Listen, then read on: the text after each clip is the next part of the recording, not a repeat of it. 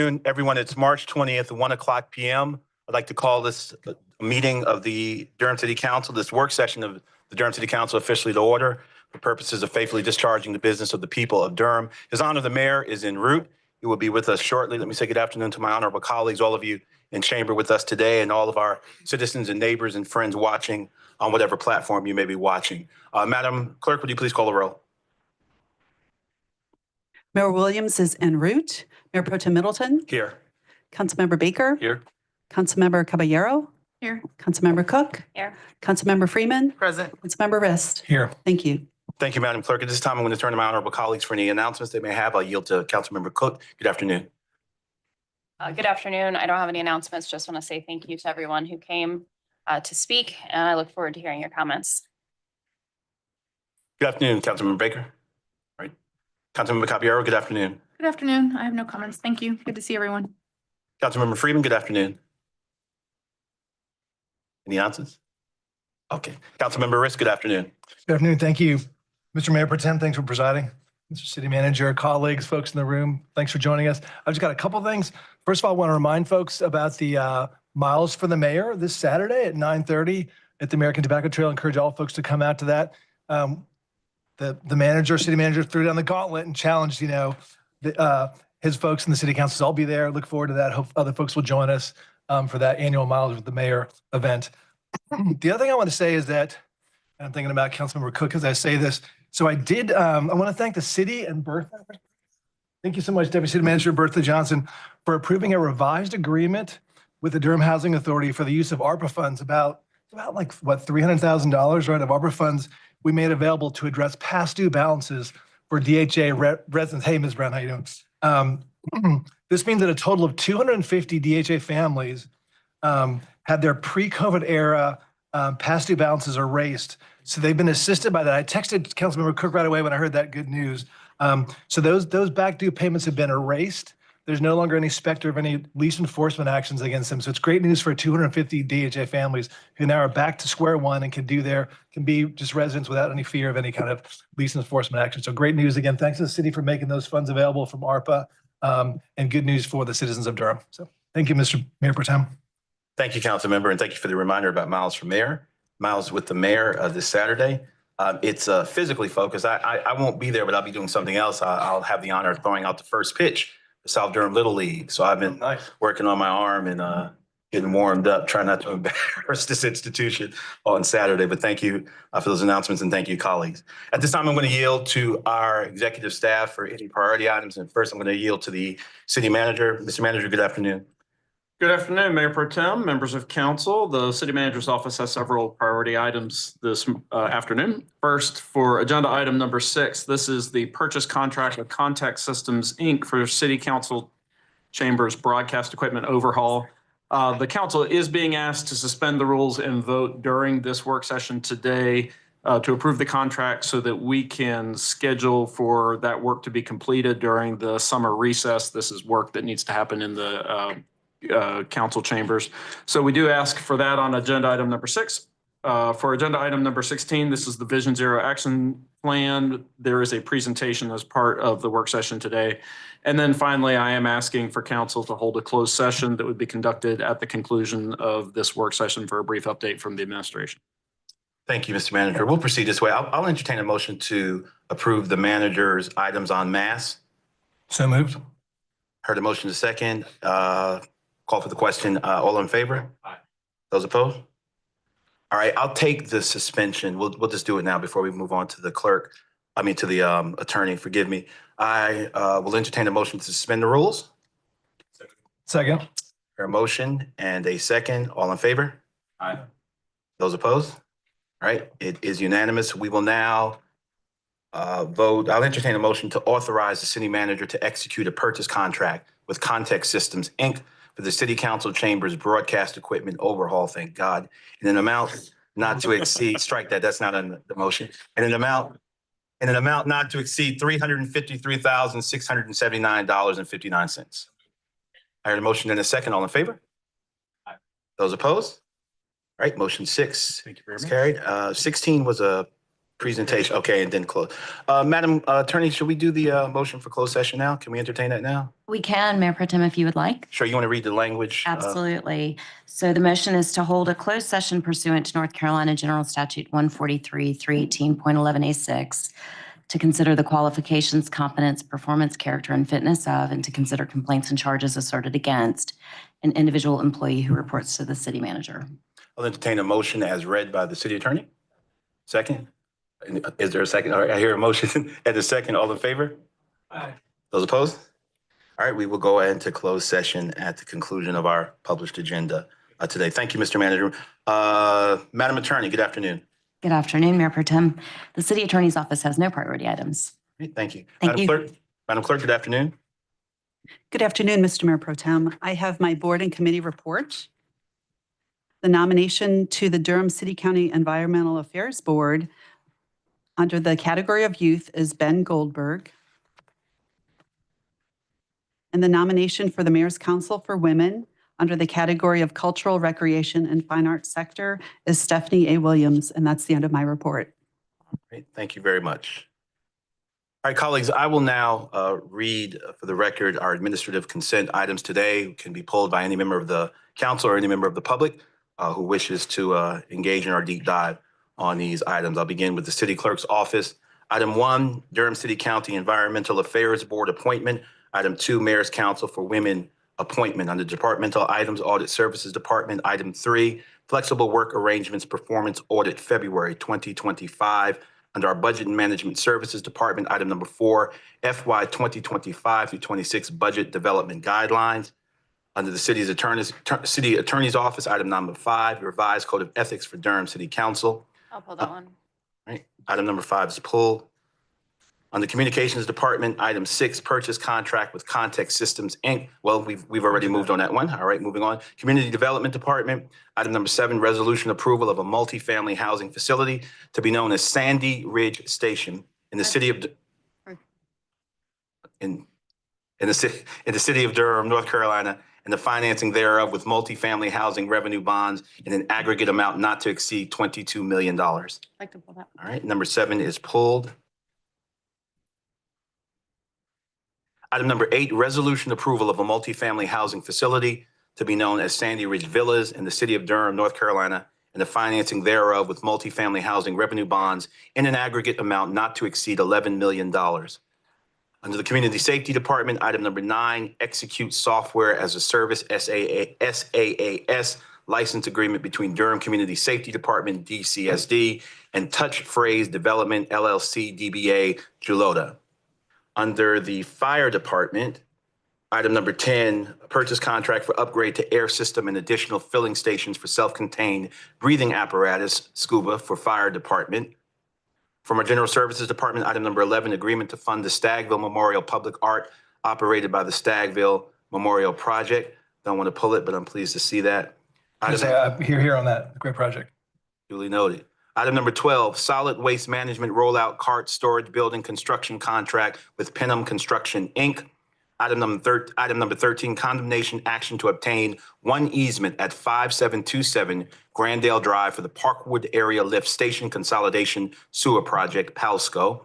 Under our Public Works Department, item number 14, street and utility acceptances. Item number 15, street and utility acceptances, Constitution Drive. Under our Transportation Department, item number 16, Vision Zero Action Plan presentation and approval. This is a presentation slated for 20 minutes. Under our Water Management Department, item number 17, Contract Amendment 1 to Professional Engineering Services Contract number 18305 with Hazen and Sawyer PC for the Western Intake Partnership Water Intake and Transmission Infrastructure Engineering Project. Item number 18, Professional Engineering Services Contract with HDR Engineering, Inc. of the Carolinas for the Western Intake Partnership Program Manager Project, Amendment number 4. I'd like to pull that one. Item number 18 is pulled. Item number 19, Amendment 3 to Contract 18648 with EMA Resources, Inc. for handling and disposal of water and wastewater treatment plant biosolids. Pull that one down. Item number 19 is pulled by everybody. Presentations, Parks and Recreation Department, Presentation on the draft Durham's Park and Recreation Comprehensive Plan. This is slated for 45 minutes. Public hearings to be considered at our next Monday full meeting. From our City County Planning Department. Item number 21, consolidated annexation, Sheffield Farms, and citizens matters to be heard at 1 p.m. We've already taken a motion to go into closed session at the end of our published agenda. That ends the reading of our published agenda. Give me one.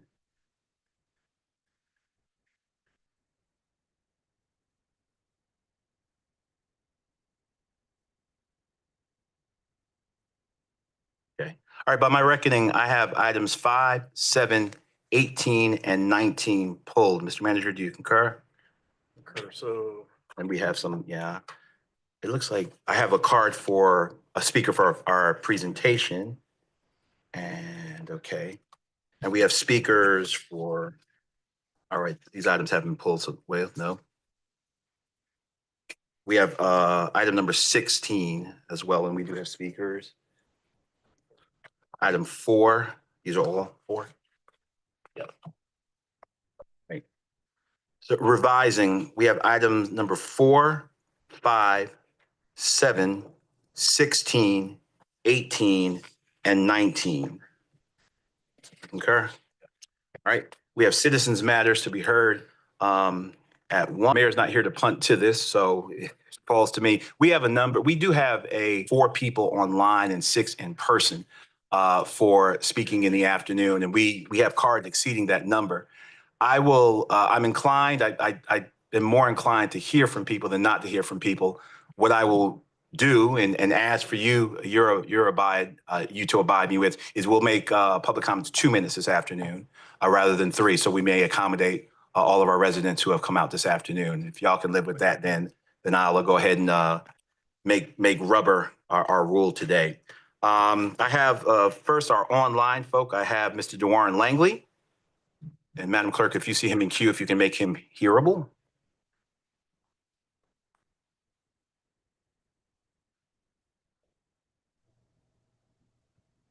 Good afternoon. Can I be heard? Good afternoon, sir. You can. You have 2 minutes. Thank you for being with us. All right. Thank you so very much. My name is DeWarren Langley. I serve as the Volunteer Executive Director of the Charles Hamilton Houston Foundation, where we foster the academic leadership and professional development of boys and young men of color through a continuum of strategy-centered, skill-based, and career-focused programs, services, and mentorship. I just wanted to point out that Durham is a very vibrant community. We have our challenges, but one of the things that I wanted to note is that according to the North Carolina Department of Commerce, we have the highest average private sector wage in the state of North Carolina of $97,531. That means that we need to be more intentional in making our investments around supporting the development of our young people to prepare them for career pathways. And I wanted to share with you all about the Career Pathway Program of the Charles Hamilton Houston Foundation that work with boys and young men of color to integrate real-world experiences, comprehensive learning, and tailored mentorship so that each one of them are prepared to achieve their career aspirations, thrive in their chosen careers, and secure lasting economic stability and upward mobility.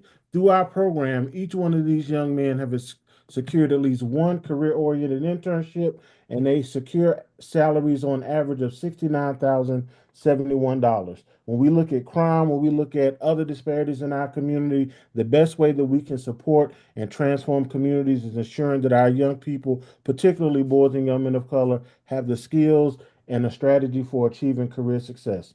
Thank you. Thank you so much for being with us. Next, I have Jacqueline Wagstaff. Madam Clerk, would you please make Ms. Wagstaff hearable?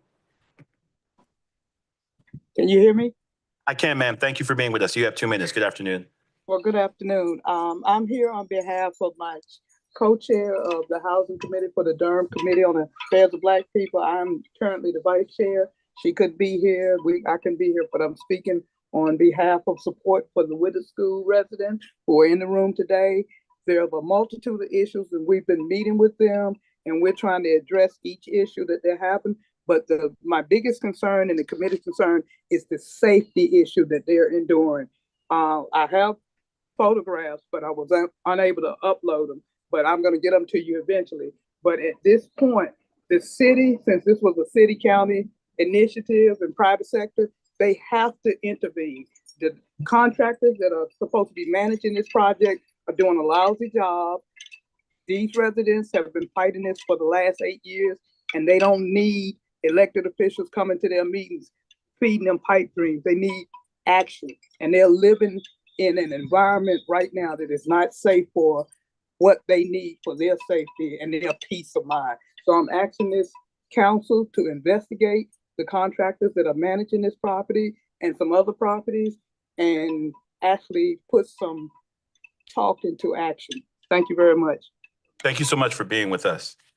All right, Madam Clerk, that concludes my the folk I had in queue virtually. We'll move now to the room. I'm gonna call I'll call 5 names, and if you would, just in order, you hear your name called, just approach the microphone and just give us your name, and you'll each have 2 minutes. Helen Pereira, Regina Royster, Rhoda Blunt, Pastor Ann Jacob, and James Chavis.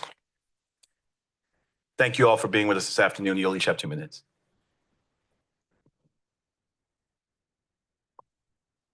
Good afternoon, ladies and gentlemen. I'm one of the residents at Veranda at Whitted Schools that Ms. Wagstaff was just talking about. I'm here speaking in regards to the safety of my building. I've been living there since it first opened up 8 years ago, and it's declined in sanitation, safety issues. I'm going to speak myself in regards to, we have no maintenance staff cleaning our buildings in the last 2 years, just about on a steady. We have people sleeping in our storages. We have people in the stairwells living. Our locked doors have been broken into. We have apartments that have been, people have come into your apartment if you haven't locked your door, the safety of it. Say a resident's mind is not all there and they go into their apartment and their door's unlocked. We have people checking our doors. We have no sanitation up whatsoever of cleaning the floors in our building. Trash removal has come to almost a stop. I was told yesterday that the maintenance technician is now taking out our trash instead of a trash company that we had prior.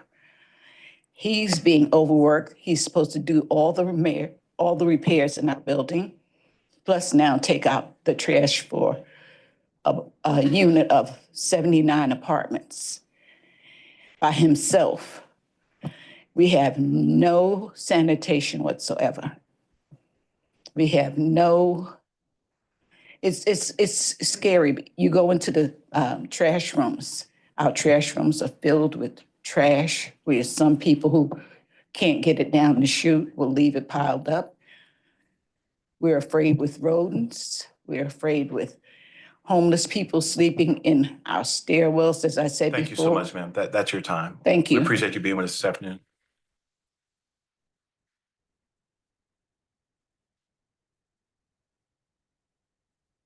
Good afternoon. Good afternoon. Thank you for taking the time to be with us. You have Yes. 2 minutes. My name is Rhoda Blunt. I have been a resident of Whitted, Veranda Whitted for going on, 7 years.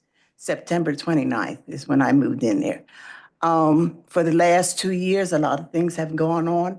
What I'm supposed to talk about is leaking of our windows.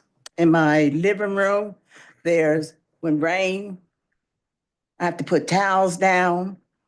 In my bedroom, I have to put towels down in the window sills to catch the rain. I was supposed to speak on people sleeping in my storage room because it's right across the hall from where I stay. And they have made a bed out of rugs, whatever they can find, covers. I got pictures. We have told the management about it. The things that they have been sleeping on is still there. And this been maybe 3 or 4 months. They haven't done anything. So I'm just going to talk on what I was supposed to talk, and that was my windows and sleeping in storage. I'm going to let somebody else come. Thank you. Thank you so much for being with us.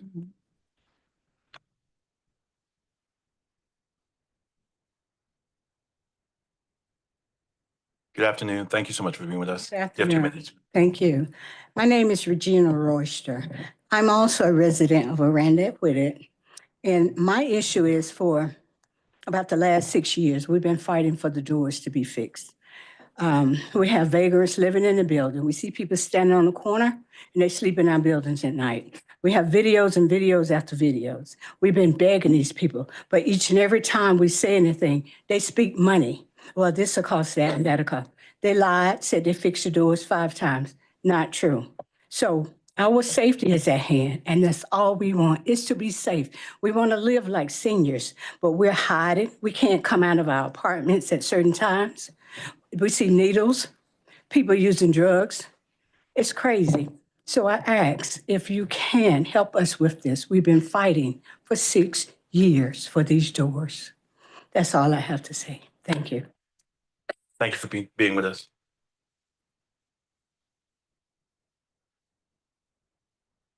Good afternoon. Good afternoon. Good to see you. Thank you for being with us. You have 2 minutes. Thank you. My name is Pastor Jacob.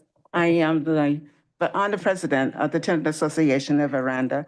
And we have different ones come up and say some different things, but my concern, I want to share with the City Council and also Reginald Johnson, the Community Development Department, and also the City Council member risk of DHA.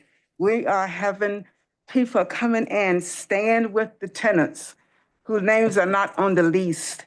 And they are saying that they are the aide of the person that lives there, which they are not. And we know this for a fact because we know who their aides are.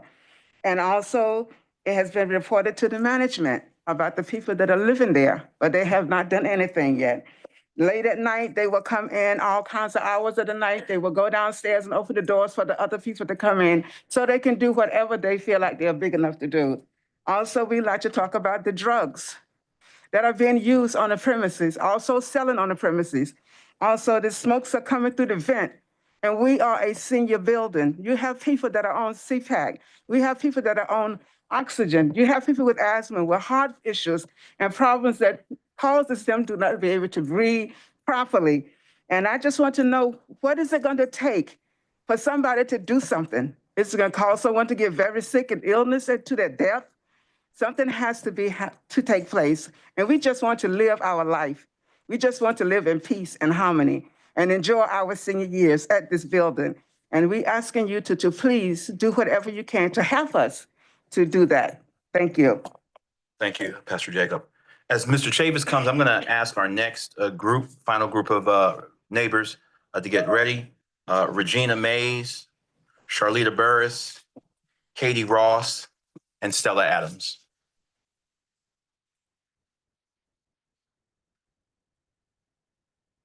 Somebody leaned on the light. There you go. Mr. Chavis, good afternoon. Thank you, sir, for being with us. You have 2 minutes. Good afternoon to all the city council members and some of the staff. I am the co-facilitator of District 1, and I come to let you know today. You may have the flyer in front of you. It's this disaster preparedness. We had a training last month, and we're gonna get up a committee. And we are pushing this throughout Durham because we found out that Durham, some of the citizens and I have been asking, what is Durham, and we haven't gotten any answers. So it's time for us citizens to step up to the plate, and we are. So we are letting you know that we the people, there's only a few of us now, but we're getting many more. This disaster preparedness is not a race, creed, color, age, or whatever. It's all of us. And some of you may not know that the folks that was supposed to happen, supposed to came here in Durham, but it went to Asheville. And some of you know that Asheville is in a whole deep problem because their people was not ready. So we are trying to tell you all, we want to get ready. And our thing is, are you gonna be one of the 5 foolish? Or are you gonna be one of the 5 wise to help prepare us, to help others prepare for a disaster when it comes to Durham? Thank you. Thank you so much for being with us, sir.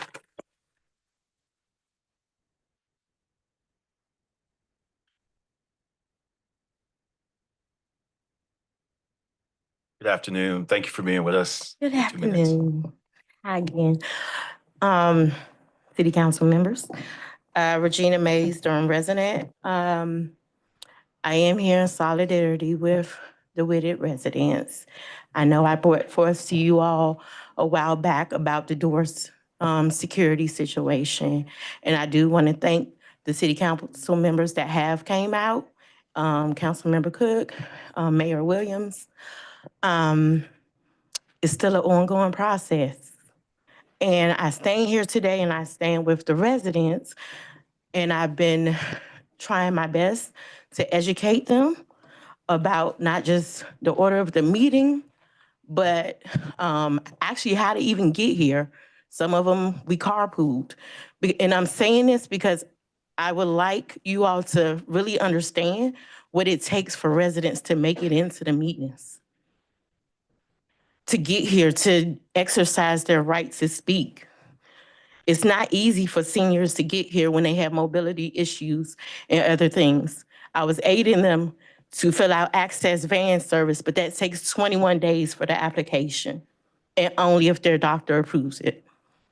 So just consider those things when the issues are made before you, that sometimes you just might have to come out and see for yourself.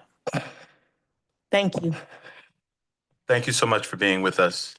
I just want to thank you, Regina, for being as steadfast about this as you have been. I know you've been talking about it for a while, and I want to appreciate you getting those folks here today. Thank you. Good afternoon. Good So afternoon. good to see you. Thank you for being with us. You have 2 minutes. Preacher Charlita Burris, woman of history. Listen, I have been instrumental in getting the lights turned on at Edgemont Park. I don't know whether y'all realize I don't have problems with development. I have problems when we're not addressing the underlying conditions. That's crime.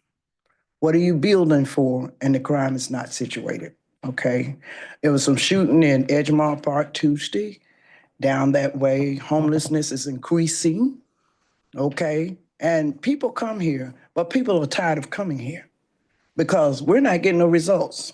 And I've asked y'all, city council, to come down in our neighborhoods, check out what is really going on. Why are you not holding landlords accountable for these properties looking the way they are? Why? I'm a DHA resident. Why? We're not holding. I'm a residential president down there. I call, get to run around all the time. We got to stop this stuff. And if you live long enough, somebody here gonna be a senior citizen like I am. If you live long enough, my mother's 96. So don't keep pushing us on the side because you feel like, oh, we just getting older and we don't know nothing about it. But guess what, babies? Let me tell you something. Wisdom outweighs everything. Thank you so much for being with us.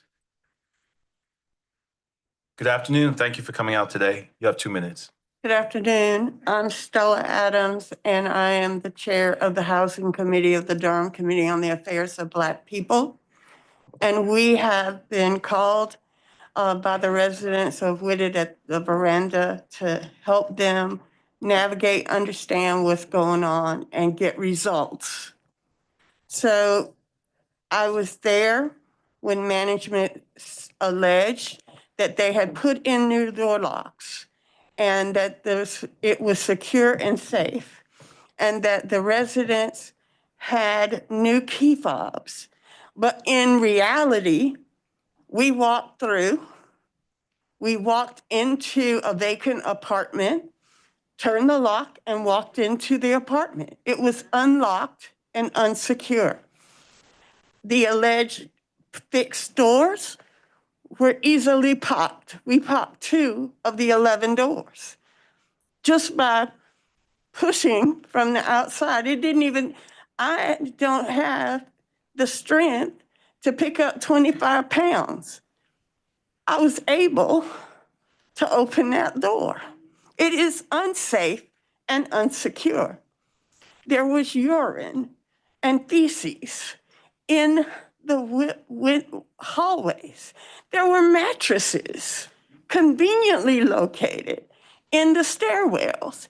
The conditions, and nobody can say they don't know that there's drugs being cooked in that building, because all you got to do is walk in the hallway. So what is it that the residents need the city to do? One, if we put city dollars, and I see we have $33 million in here that we're spending to build affordable housing for seniors and others. And yet, if we don't put in the property management agreements some kind of drawback, Chair Adams, that's your time. Thank you so we need much. to do something. You need to act to Thank you so much for being with us. Thank you. Is Katie Ross here? Okay. Would you approach the microphone? Thank you. All right. Katie Ross, I'm here to talk about the proposed ethics rules. Okay, let's do it. Hello? Thank Yeah. So first of all, I want to thank the city attorney for her summary because she very candidly pointed out that these are necessary because the city council has experienced some recent challenges with self-governance. I want to remind everyone of the gross challenge to self-governance, fairness, and due process that occurred almost exactly 2 years ago on March 23rd, 2023, which I hope you folks will review that horrific meeting in which Dr. Halsey Hyman, who later was completely exonerated of both false corruption claims made by the disgruntled developer Jared Edens and of campaign violations for allegedly asking a city staffer to work on her campaign during city work hours. Both of those allegations were completely proven false in the investigation. I doubt Jared Edens, I know he will never apologize or do anything decent because that's not in his character. But Edens was not the only one who falsely accused Halsey Hyman. And he is not the only one who failed to apologize. 4 of her fellow council members did the same. As Eden's devious plot was publicly unfolding and her life was unended, Halsey Hyman's fellow council members set into plan a motion. Jillian Johnson, Leonardo Williams, Javiera Caballero, and Mark Anthony colluded to bring a censure motion against Halsey Hyman on another trumped-up charge, the campaign violations. Please look at the March 23rd, 2023 council session, but be ready to cringe. With the approval of Williams, Caballero, and Middleton, is that time over? That's your time. All right. Look at that. Please read what I've passed That's your before time. you. Thank you. There's a reason. Anyway, thank Yeah, you. because the buzzer went off. That's your Yes, time. thank you. Thank you. All right, colleagues, thank you so much. And residents and friends and neighbors, thank you so much for coming out today. And we know it's the middle of the day, that this isn't always the most reasonable time for a lot of folk, but you took the time to come out. And I thank you for coming here and addressing your council in your city hall. We're going to get now to our pulled items. We're going to start with item number 4. I have several folk who pulled item number 4, residents for our budget guidelines. I'll call your names. Nicole Thompson, Nicob Thompson, Sean Umstead, Justin Sacco, Mike Woodard, former member of this esteemed board, former senator, good to have you with us, sir. Chris Perelstein, John Talmadge, and Karthik Sundamaruthi, in that order. You'll have, I'm sorry.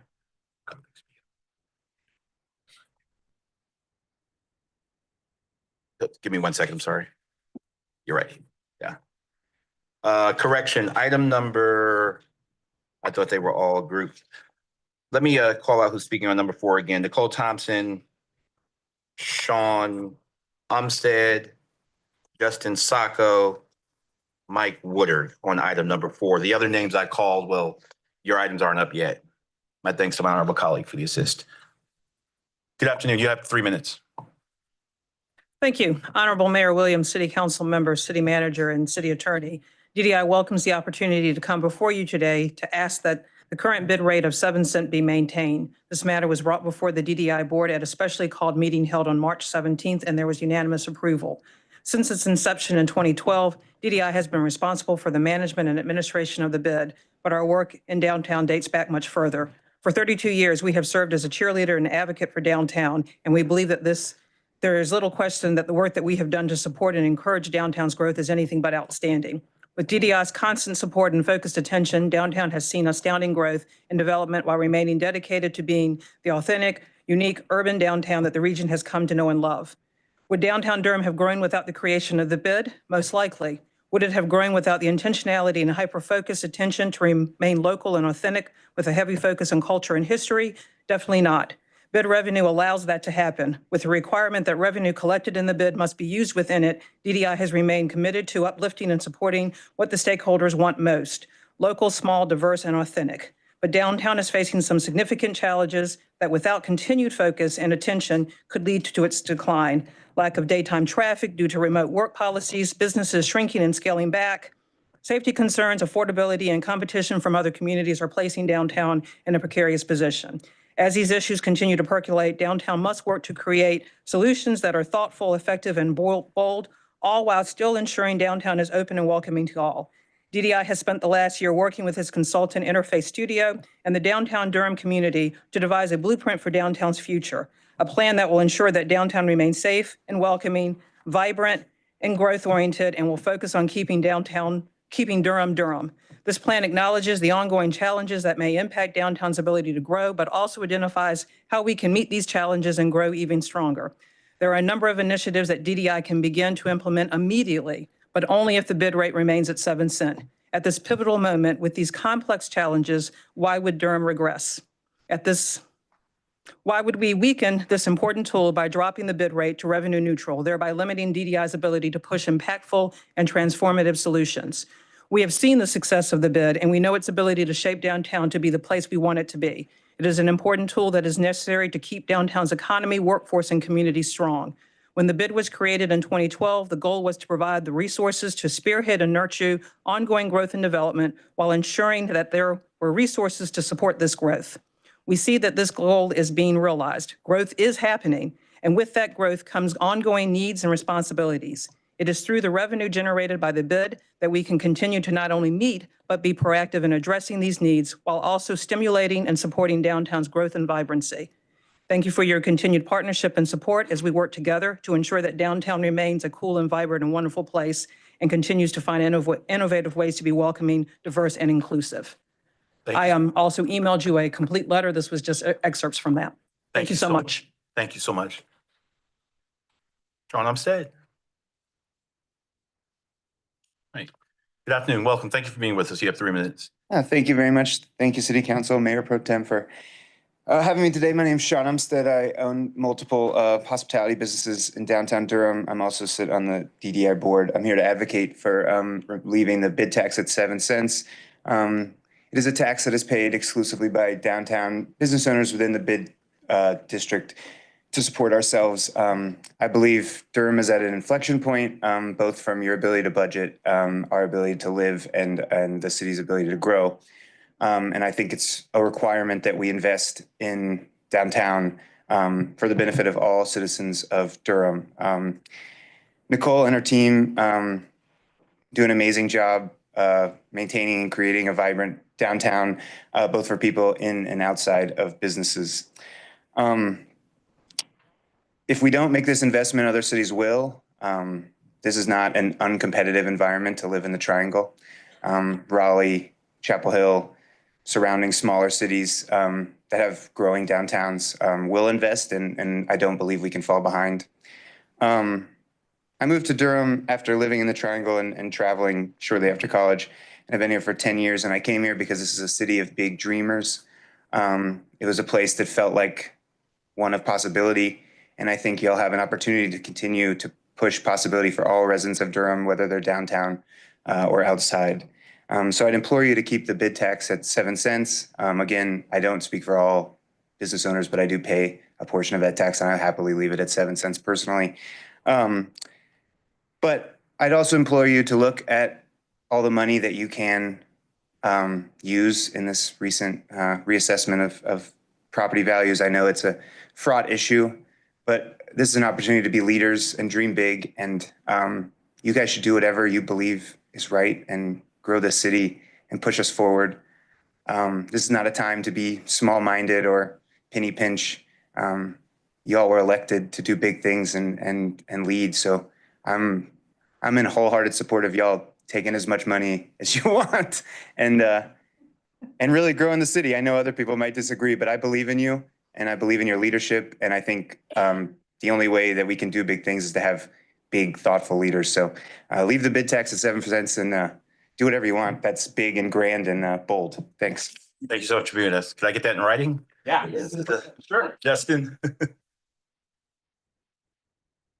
Good afternoon. My name is Tiffany Bayshore. I'm requesting permission to read on behalf of Justin Sacco.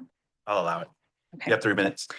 Dear City Council members, Mayor, and appointed civic leaders, the businesses and residents of downtown Durham have witnessed significant changes in recent years regarding our population growth and dramatic shifts in how we use our downtown on the backside of a pandemic. And while downtown continues to inspire, entertain, and engage, new challenges are present. We continue to see diminished patronage during the day and very selective pedestrian traffic in our evenings, and it's not enough to support our businesses. Downtown Durham Incorporated is fortunate to be both a sounding board and a proponent for the aforementioned residents and businesses when it comes to these new challenges. In addition to the feedback gathered during our recent Downtown Durham Blueprint planning effort, we received direct communications on the following concerns. Number one, we need safer streets downtown. 2, we need more thoughtful and connected plan to attract and add diverse ground floor retail and businesses to our existing roster of businesses. There are too many underutilized storefronts on primary streets and key services and retail businesses are missing. 3, we need to better capitalize on our spaces between the places to further activate our downtown with vibrant corridors and improve public spaces. DDI is a nimble and effective tool in our civic toolbox, and we can play a vital role in providing answers to these challenges, but this is not currently part of DDI's existing financial plan.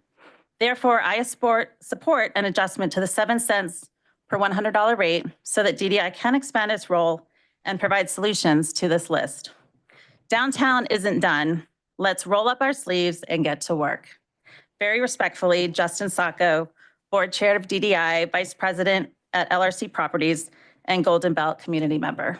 Thank you. Thank you so much for being with us. Senator, good afternoon, sir. You have 3 minutes. Good to have you with us.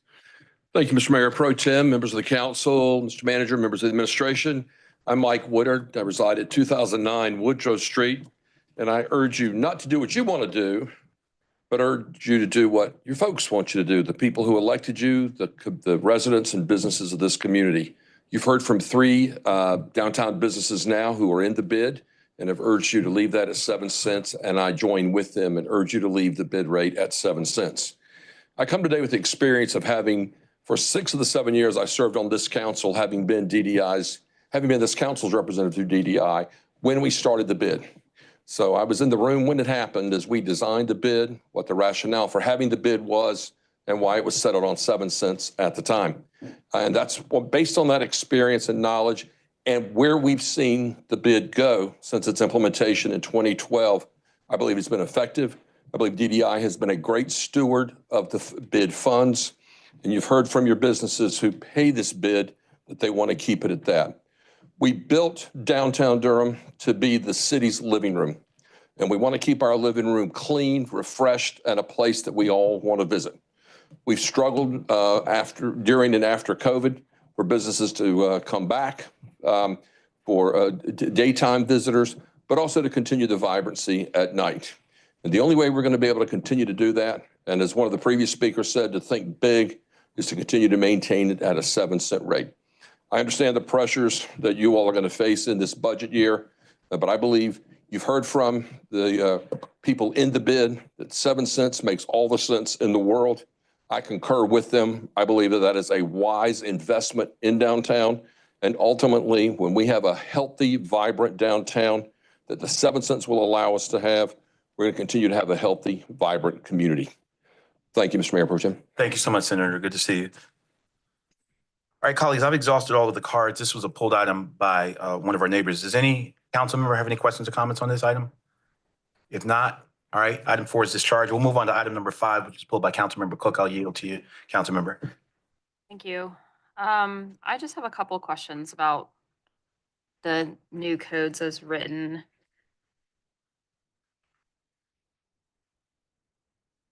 Are you going to be answering the questions? You're not the resource person on here, so. I am not really a resource person, council member. I brought it forward at the behest of the Council Procedures Committee. So there may be questions that you could ask your colleagues who are on that committee. Just was making sure that whoever needed to be up there had time to get up there. Okay, colleagues. So I have a couple of pieces of this that I want to look at. The first one is on the very first page, A3.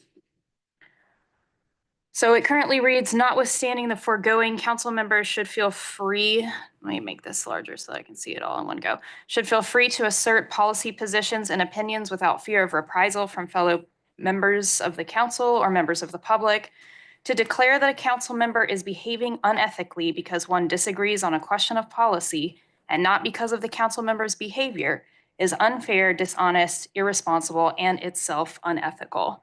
I do have an issue with this, and I think that we are seeing sort of the push in local, statewide, but also federal politics to couch things that are not actually ethical as positions or opinions.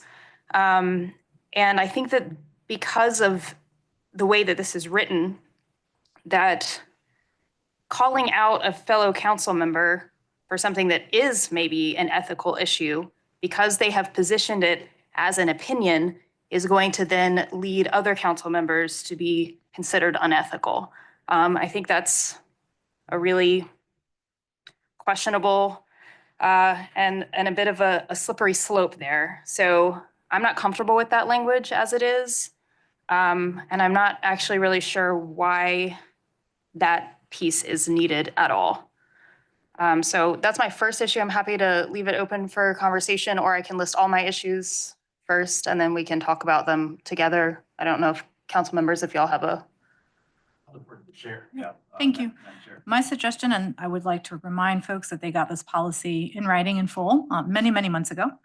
So if you have a variety of things, like a long list, my suggestion is you actually email them to all council members, and so that folks can respond. That was why we provided it many months ahead of time before it even showed up on an agenda, so that folks could have that dialogue. I also would like to remind council members and the public that procedures committees are public. Everyone was invited to attend. Happy to set up time one-on-one. It can be an email. The mechanism really doesn't matter. But if you have a long amount of lists, my recommendation is you send them via email. Thank you.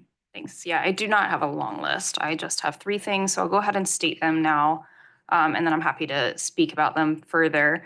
My second one is section B8. Just the fact that, so currently reads representing the official policies. Sorry, I should start at the beginning. We're talking about acting with integrity and independence. This section, this part is talking about how to present as a council member when presenting personal opinions as opposed to presenting as an official council member. The way that it's written now is that you are assumed to be presenting as a council member unless you state otherwise and state that your position is your personal opinion. And I think it should be the opposite way, where unless you are like sitting on a council or if you are doing something that alerts the public that you are speaking in your council role, then I think it's okay that it be assumed that you're speaking in your council role. But if you're just speaking out in public I don't think that we should have the burden of saying that those positions are personal. I think it should be the opposite way. So if you are out in public and it's not apparent to the public that you are representing the council and you would like to be representing the council, then you state, I am representing the council in this, or I'm representing the city in this statement. And then if you don't say that, then it is taken to be personal. So that is my other one. And then missing from this entire code of ethics, this is the only third thing I have, is that we don't have anything about interactions with staff. And I do think that given something that was brought up today and some other things that have happened in the past, that might be something that we should look at. So those are my 3 things that I had noticed. And again, I'm happy to follow up. I would ask that this be put on GBA though, moving forward. Thank you. I'm pretty sure there's a space, and I'm trying to find it, where we do actually say that all council members should act in a certain manner with staff, the public. And I can't remember the third one. So I'm gonna, Madam Attorney, maybe you'll be able to tell me exactly. I where will it's say referenced. that the provision related to interactions with staff is in the draft council procedures, which are coming forward in the next agenda. Councilmember Cook, would you like that added to the ethics policy and not just in the procedures? As long as it's in the procedures, I'll double check. I just noticed that it was missing. I'm assuming that's because I thought it might need a whole section, so that's why I was wondering. It's commonly addressed in a procedural manner. It's not really an ethical issue, right? Like how council deals with staff. It's just a procedural matter and working through the administration in a certain way that's consistent with the charter and consistent with procedural guidelines. I'll cross-reference that. Thank you.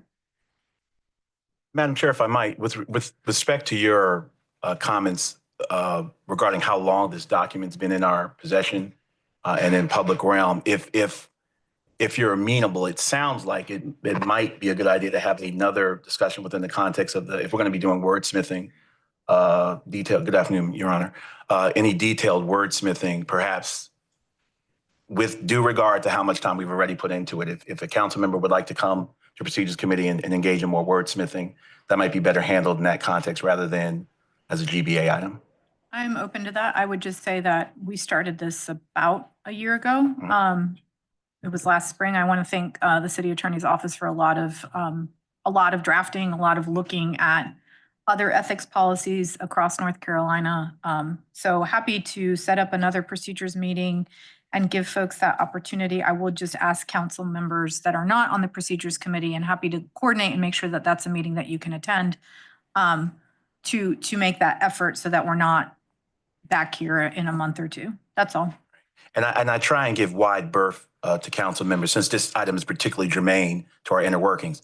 The alternative, we could just go ahead and vote since the work has been done, but I try and come down with deference to council members, any individual council members concerned. So with that. No, I mean, that's why we've tried to be pretty slow. Like we I understand. shared, had a few rounds and meetings and provided council members with the text language so they would have a lot of time to ruminate on it. And then would rather set up another procedures committee meeting in the next, I'm just going to say in the next month though.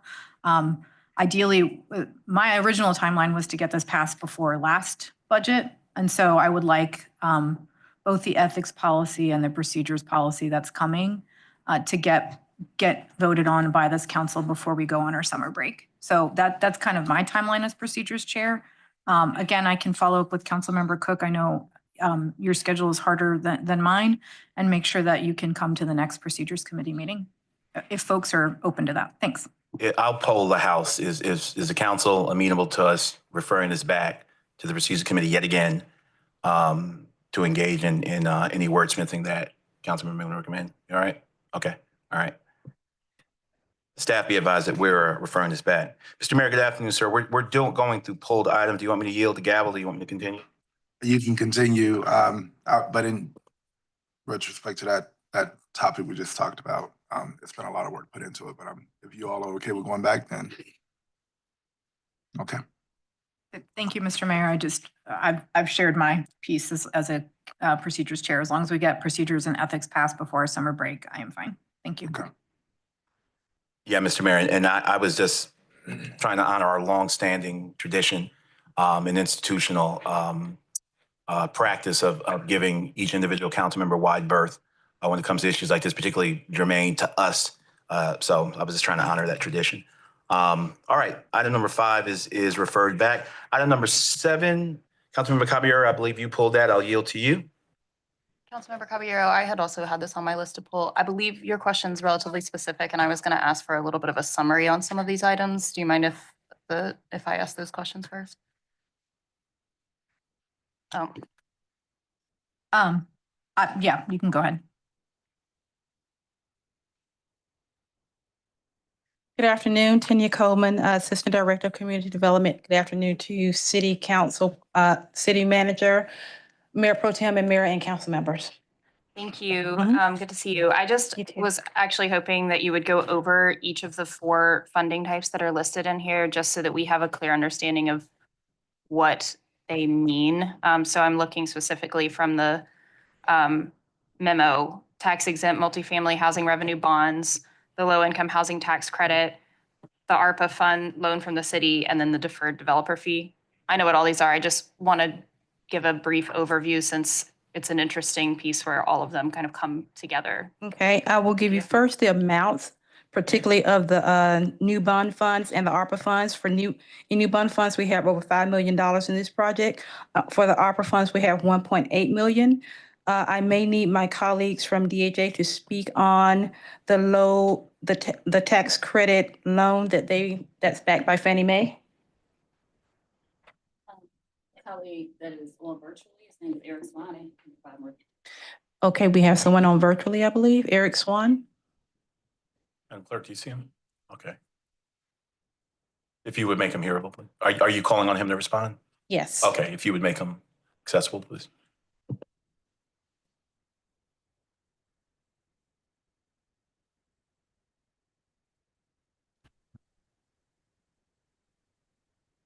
Mr. Swan, can you go over the funding allocation? I've given the 2 public sources, the new bond funding and the ARPA funding, but there are 2 other fundings, the tax exempt loan bond and the developer deferred fee. So in looking at the transaction log for our RAD resource desk, for the tax credit equity, that's Redstone coming in with 16.8 million. Fannie Mae is 2.5 million approximately. And I'm sorry, what were the others that you needed confirmation on? Oh, I've given them the new bond, which is the 5 million, and the ARPA, which is 1.8. The total project is 42 million plus. So, and I'm just going to go straight down the sources and uses as I see them here. The sources, so the hard debt commercial non-FHA loan is $17 million. For the soft debt, that's 7 million, which is comprised of the state or the local funds of 6.8 million and the deferred developer fees of $159,132. There's also $94,500 that are included as a public housing capital fund grant, which is allocated towards the relocation of residents whose assistance will be transferred from the Oxford Manor property to the Sandy Ridge Station project. And then in terms of the tax credit equity, again, there's a total of 19,338,706 there. Thank you.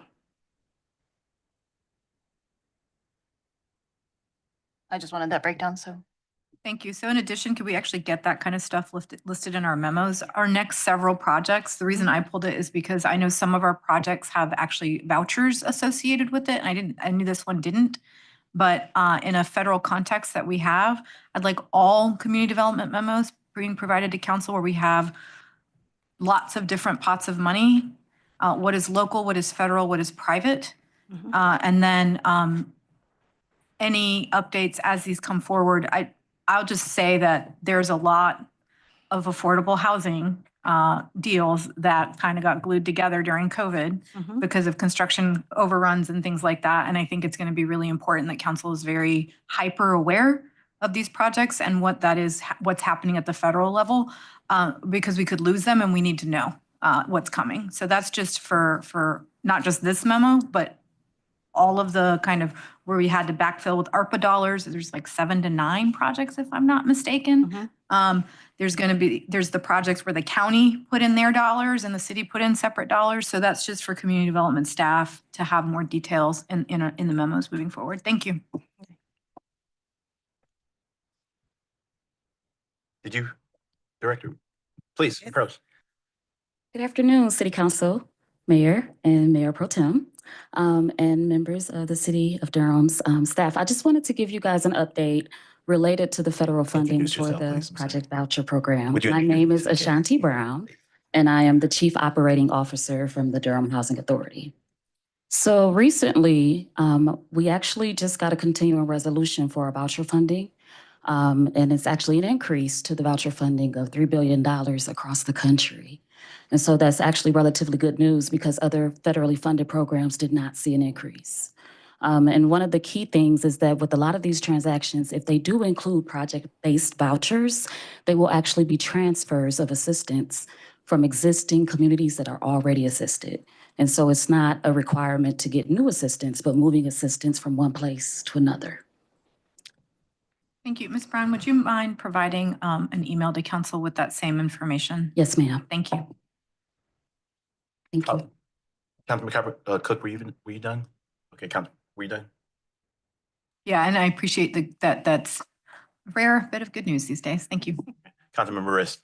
Thank you, Mayor Pro Tem. Just also to clarify, in case it's not already clear, that the city's being asked to approve these bonds. This is by federal law, but these are bonds. These are tax exempt multifamily housing revenue bonds that will be issued by the housing authority. So it's the housing authority's obligation to repay, but by federal law, we're asked to approve that. So just to be clear, this is not additional bonding authority the city's being asked to take on. This is the DHA. So thank you for being here. That's correct.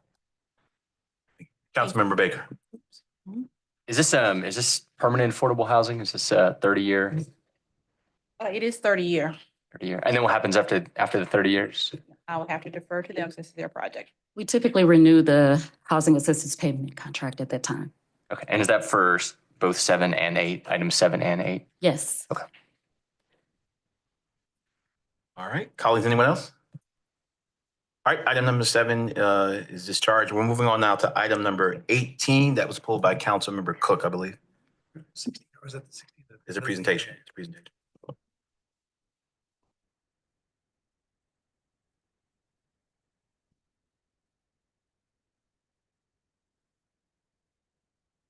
Good afternoon, Mayor Williams, Mayor Pro Tem Middleton, City Council. I am Sid Miller. I am Assistant Director of the Department of Water Management. Hi, good afternoon, Sid. So I just had a couple of questions about this. The first is, can you just give us a bit of a summary about what water rights we have to Jordan Lake with respect to, and so the benefit to working with Chatham and Pittsboro and how that just give us a little bit of background on how that works. I'll try. Okay, thanks. I'll try to keep it little. Yes. So Big ask. Jordan Lake is a federal multi-purpose reservoir. It's owned and operated by the Corps of Engineers.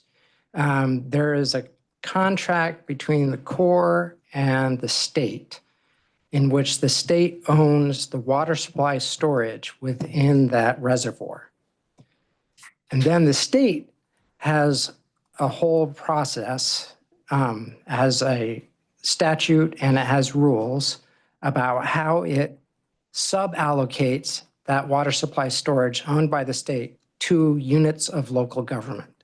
So we've gone through that process and the city has the right to 16.5% of that storage, which is expected to yield on average 16.5 million gallons of water per day. So that's our share. Chatham County has, I think, 13%. Pittsboro has, I think it's 8%. And then Owasso has 5%. And so. And before you spend a lot of time taking notes, you can always shoot me an email and I can just send you a table. That's still, the actual breakdown of percentage isn't as important to me. I'm curious how we work intercity and intercounty with Pittsboro and Chatham to secure that supply. And because what I'm seeing is that this is the fourth amendment to this, and this is only phase one. And so we have had to see, and 2 out of the 3 of the former amendments also had an increase in spending. And so I'm just curious about, it seems like that has been tracking a few different reasons, but one of them seems to be our relationship with Chatham and Pittsboro that has, and correct me if I'm wrong, but elongated the process in some way and caused there to be some increase in our spending. And so I just was hoping you could help me understand that part. So we do have partners, and it makes things messy. And it makes things take longer. But I don't think you can point to the partnership as the cause for the length of time that it's taken, because this is only one piece of the Western Intake Partnership Program, right? So part of it is governance and figuring out how we all work together now and in the future. But there's also 4 other components of the project. There's environmental permitting, there's all kinds of preliminary engineering and so forth. So all of these things is the combination of all these things that kind of conspires to make things take longer. Sure. You point to the amendments to this program management contract. This is the 4th, which brings us into phase 2. Theoretically, there will only be 1 more amendment after this, which will be the 5th amendment for the construction phase of the project. Great. You actually answered another question that I had, which is what we expected to see. Can you talk about, I'm assuming there are also benefits to those partnerships, but can you talk about the benefits to those partnerships as well? Yes, and I've been mired in this for quite some time. And I try to hold on to that thought of benefits. Okay, great. So there are benefits. So right now, it pretty much is the city of Durham. We're doing this, right? We have these partners, some of which, while they're all at different places within their needs for water now and into the future, right? Those are the partners that we have now. The benefit of the partners is that when they do realize that they have the need and the need is more impending, then they buy into what we are building or have built. So we are essentially fronting a lot. We will see it come back. So that's kind of the base. There are other allocation holders of Jordan Lake water supply. There's currently just 1 intake in the lake, and it's owned by Carey and Apex. There will only be a 2nd intake. That will be owned and operated by us. All allocation holders other than Carey, Apex, and Morrisville will need to come to our intake in order to access their water supply storage. So right now, we're working with 3 other partners. In the future, there will be more partners. Thank you. That was super helpful. Those are all my questions. Thank you, Councilmember. Councilmember Riss. Thank you, Ms. Merrill, for being here, and Mr. Greeley as well. Could you also just high level for the council share? I know there was some miscommunication during the recent case about Pickett Apartments that were taking water from Jordan. The city has no intake for Jordan right now, right? And can you explain, as Mr. Greeley has done, about like long range in terms of water for the city and county, what we're thinking? I know Don has mentioned in the past, it's almost like every 50 years you need a new source. So can you give the big picture and why Jordan is so important to us going forward as we grow as a city? So the heart of that, Jordan Lake is the cheapest water supply, at least in the Triangle, if not North Carolina. The cost of that water supply storage, that estimated of 100 million gallons per day to the state, was like $4.8 million. And we pay a small percentage of that for our share of that water supply, right? What we're in the process of designing and building now will provide for the city up to the year 2060 or so. The next increment of supply that we would look at after that is probably another share or a larger share of that water supply storage at Jordan Lake. That's probably our next source. So we will continue to rely on Jordan Lake. Beyond that, is that? Future for the future. Yeah. Correct. So right now we're looking out to the year 2070. So we're going to need additional supply beyond that. Tier Quarry that we're working on now is another piece of that. We will have that sooner than 2060. Hopefully we'll have that somewhere around the time that we have Jordan Lake coming online.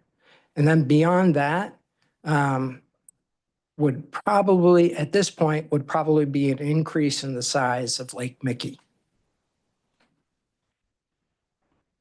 Which is expensive, right? Oh, yeah. Yeah. Much more than, yeah. I mean, Western Energy Partnership, that's expensive. Lake Mickey is, yeah, it's going to be more than that. Colleagues, is there anyone else on item number 18? All right, then. Oh, go ahead.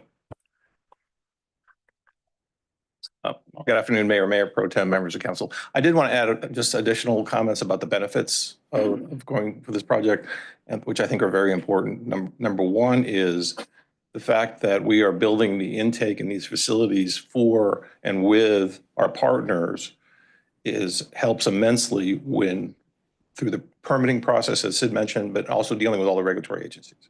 Because the intake is a shared facility because that's where the water is coming out. The other is the benefit is we'll be approaching the legislature to see if there is participation available potentially financially to be able to build for a regional project like this. The city of Sanford 2-3 years ago, the state legislature awarded them $30 million for the expansion of their water plant for the growth that we're seeing in Chatham County. So we think with the benefits with our partners, we think we keep our fingers crossed if we can leverage some participation in this project because it is a very expensive project. I just wanted to add those two things. Thank you. Thank you so much. All right, colleagues, that disposes of item number 18. We'll move on now to item number 19. I believe Councilmember Rist and Cook both pulled that. I'll yield to you, Councilmember Rist, to get us started. Good afternoon, Mayor Pro Tem, members of council. My name is Lori Montgomery. I'm a senior engineering manager in the Department of Water Management. Thanks, Ms. Montgomery. Thanks for coming. Just have one question. So I think obviously the work we're doing with the biosolids is sort of to utilize them in ways that are not just simply going to the landfill or the transfer station is important. My question is simply, and this came up at a recent Jordan Lake One Water conference. I seem to recall there was some concern in Orange County that biosolids were being sprayed in agricultural lands and that those biosolids contain PFAS or PFOS. So to what extent are we monitoring these biosolids for any PFAS or PFOS? And to what extent could that get into our agricultural lands if it's being applied to agricultural lands? So one thing is that the state has recently required all landfills that are receiving biosolids to begin testing for PFAS. That's actually one of the cost increases that is a reason for this amendment. So it's being monitored by the landfills, and EPA has recently released some guidance that is so far very general and very vague, looking into how utilities may be required to monitor and deal with PFAS in the biosolids. The Department of Water Management also has a biosolids and bioenergy study underway, looking at the future of how we will handle our biosolids. And that, as part of that study, we are also evaluating what future methods we might implement for dealing with biosolids that would reduce or possibly destroy PFAS. So we're looking at that on several different fronts. Great. I appreciate being aware of that and being vigilant. So thank you so much. Thank you, Councilmember. Councilmember Cook? You. Hey, good to see you. So I actually have a very, very specific question, which is one of the reasons it was listed for the cost increase talks about the third-party contractor, and it talks about them failing to keep up with the plant's production rate due to personnel resources. And I was just wondering if you could speak to that at all, and whether or not that's a concern moving forward. I know that there's not like a lot of companies that are doing this work. Right. And so I know that we are restricted in that regard, but if you could just speak to that shortage and how it affected us. Sure. The primary reason for their inability to keep up at one point during that period that was referenced in the memo was just staff shortages on their end. The labor market was very tight across all sectors, and they were having trouble finding enough people to come do the work. So during that time, they also had the unfortunate luck of having some equipment failure, and they had a difficult time finding parts to repair the equipment that's located at the North Durham plant that's part of the biosolids processing and the compost processing. They've resolved those issues. We've been working very diligently with the contractor to try and make sure that they are able to meet the requirements of the contract that the city has with them. Things are going much better at the moment, but it is still a concern that we have. It's something we're monitoring very closely. We continue to work with them, but going forward, we want to make sure that the North Durham plant does have adequate budget on this contract so that if we get into that situation again, we will have another outlet immediately that we can use to handle the biosolids that are being generated. We don't want the composting process to continue to be the only outlet that we have. Okay, thank you. That's helpful. Those are my questions. Thank you so much. Colleague, anyone else on this item? All right, we've disposed of all of our pulled items by my reckoning. We're going to move now on to our presentations. The first presentation is item number 16, Vision Zero Action Plan Presentation and Approval. But staff, we have a couple of neighbors who want to speak on this. I'm just going to go ahead and let them speak before we do the presentation. Chris Perlstein and John Talmadge, if you're in chamber with us. Are they on? Madam Clerk, are they on? Are they here? They're right here. I see none. Is Chris here? Hey, how are you? Good afternoon. Thank you for being with us. You have 3 minutes. Thank you. Thank you, City Council members. I think the first thing I'd like to say on this is that I appreciate the fact that you all have supported us having a Vision Zero coordinator and developing an action plan. And I'm going to be a bit presumptuous and assume that the action plan is going to pass. I also want to say that this is a big effort. And so I really appreciate all the staff members that were involved with this, Transportation Department, obviously Lauren's work, Public Works, all the emergency services, that kind of stuff, and community members that were part of this. I also want to emphasize that this is sort of the first step. Passing the action plan means that this is what we want to do, but we have to do it. And that's going to require your continued support. That's going to include political support, but also financial support. One of the big things that stands out to me in this presentation, I've already seen parts of it, is the fact that NCDOT streets are our most dangerous streets. Some of that's because of the volume. Some of that's because of the road configuration. And we have to find a way to work with them to improve these streets in order to achieve our goals. So you kind of look at that and think about how we can, in the next 20 years, get to our goal of 0 deaths and serious injuries. Thank you. Thank you so much for being with us. Mr. Talmadge, good afternoon, sir. Good to have you with us. You'll have 3 minutes. Thank you very much. I'm John Talmadge, Executive Director of Bike Durham and longtime Durham resident. I'm also here to say thank you and thank you to the staff for the hard work in getting to this point where the Vision Zero Action Plan is ready for your consideration. Bike Durham has long been supportive of the city's commitment to Vision Zero, established back in 2017. Also been long frustrated with the slow pace of change. It was in November of 2022 at the World Day of Remembrance for Road Traffic Victims that we called on the City Council and staff to do 2 actions that were identified by the National Vision Zero Network as fundamental to seeing progress toward Vision Zero. And that was one, hire a Vision Zero coordinator. So somebody who's dedicated to managing the process, building relationships with all the partners it takes to make the changes. And two is have a Vision Zero action plan. And so we are grateful that we are here today and that you all have invested in the position of the Vision Zero coordinator and that the staff has taken this so seriously. And I just will echo Chris's comments about this being a milestone. There's a lot of work ahead of us to see the real change so that we are not seeing deaths and serious injuries on our roadways. And finally, in addition to the projects and the money, it is also a culture change. So they know that it's a culture change within this organization, but the partners, I'm glad that John Sandor from NCDOT is here.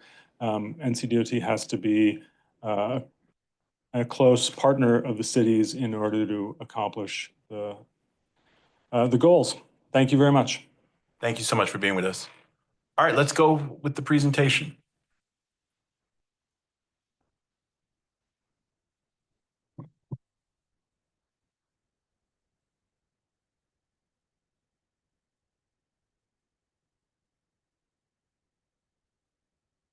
Good afternoon, Mayor Pro Tem, members of City Council. My name is Lauren Grove. I'm the Vision Zero Coordinator of the City of Durham, and I'm here today to present the final draft Vision Zero Action Plan. And while I am the one speaking today, this work is supported by city staff, partner agencies, local organizations, and community members who are part of the Vision Zero Working Group, Vision Zero Coalition, and our joint efforts to achieve zero traffic deaths and serious injuries on our roadways in Durham. And I want to take the time to give those folks kudos. They believe in this life-saving work. They are behind this commitment, and some of whom are literally behind me here today. The Vision Zero Working Group are city staff from 10 different departments, and I'm going to name those departments. If you're here behind me, if you could just raise your hand so you can be acknowledged. City and County Planning, Community Safety, Fire, Fleet Management, General Services, Neighborhood Improvement Services, Parks and Recreation, Public Works, Police, and Transportation. Our partners at NCDOT, our Traffic Safety Unit and Division 5 who are here with us today, and members of the Vision Zero Coalition, some of whom you've heard from, but they are folks from our public school system, county public health, local organizations, and community groups. Thank you to everybody here today, who is watching from afar, and who has actively participated and engaged in this work.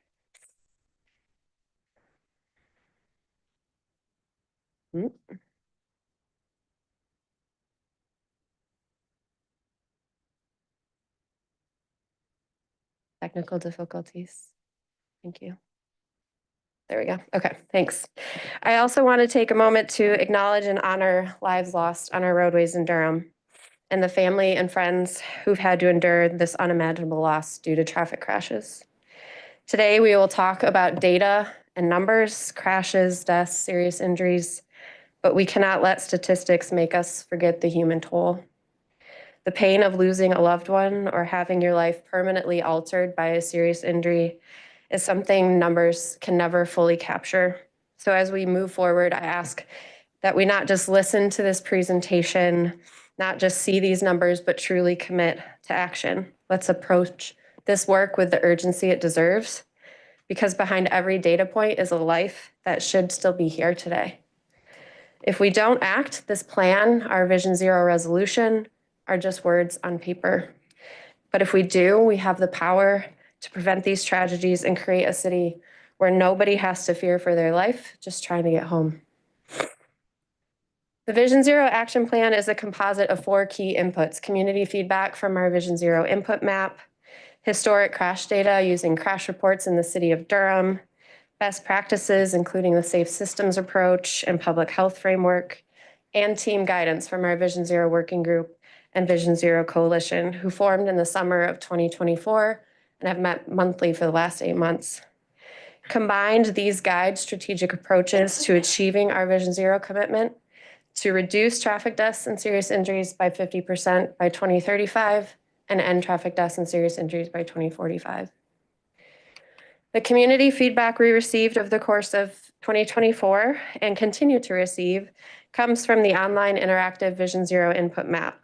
Staff attended 12 community events in the summer of 2024 to launch the map, collect feedback in person, and engage with people on their traffic safety concerns.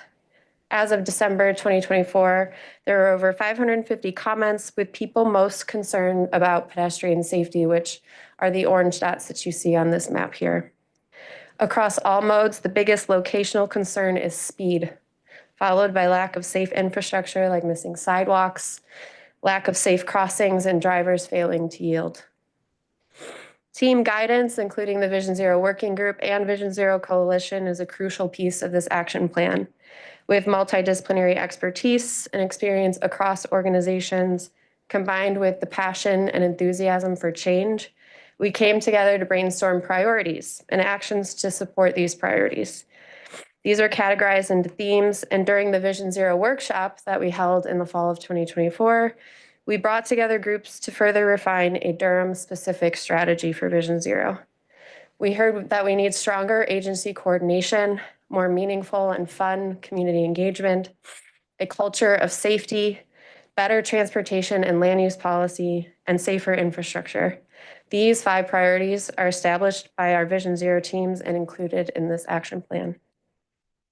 In the next few slides, I'm going to share some crash data that inform the action plan. It is all crashes within the city of Durham from 2017 to 2023, unless otherwise noted. Over in this graph, you'll see that over a 10-year period in the city of Durham, fatal and serious injuries are going in the wrong direction. Notably, in the last 5 years, from 2019 to 2023, we have a higher number of traffic deaths and serious injuries compared to the 5-year timeframe from 2014 to 2018. When we look at who is being impacted, we see that Black and Hispanic people are disproportionately impacted by traffic deaths and serious injuries.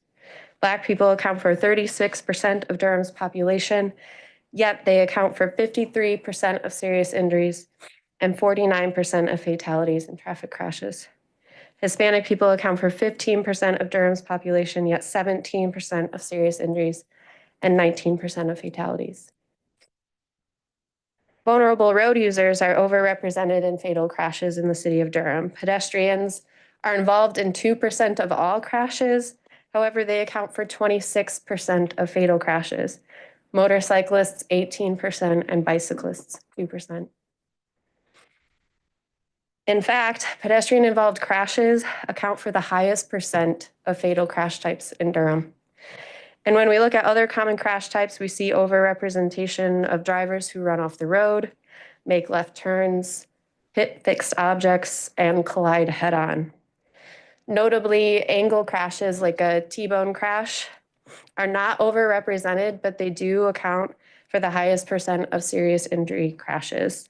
By understanding these patterns and the underlying causes, we can identify the right solutions to prevent future tragedies.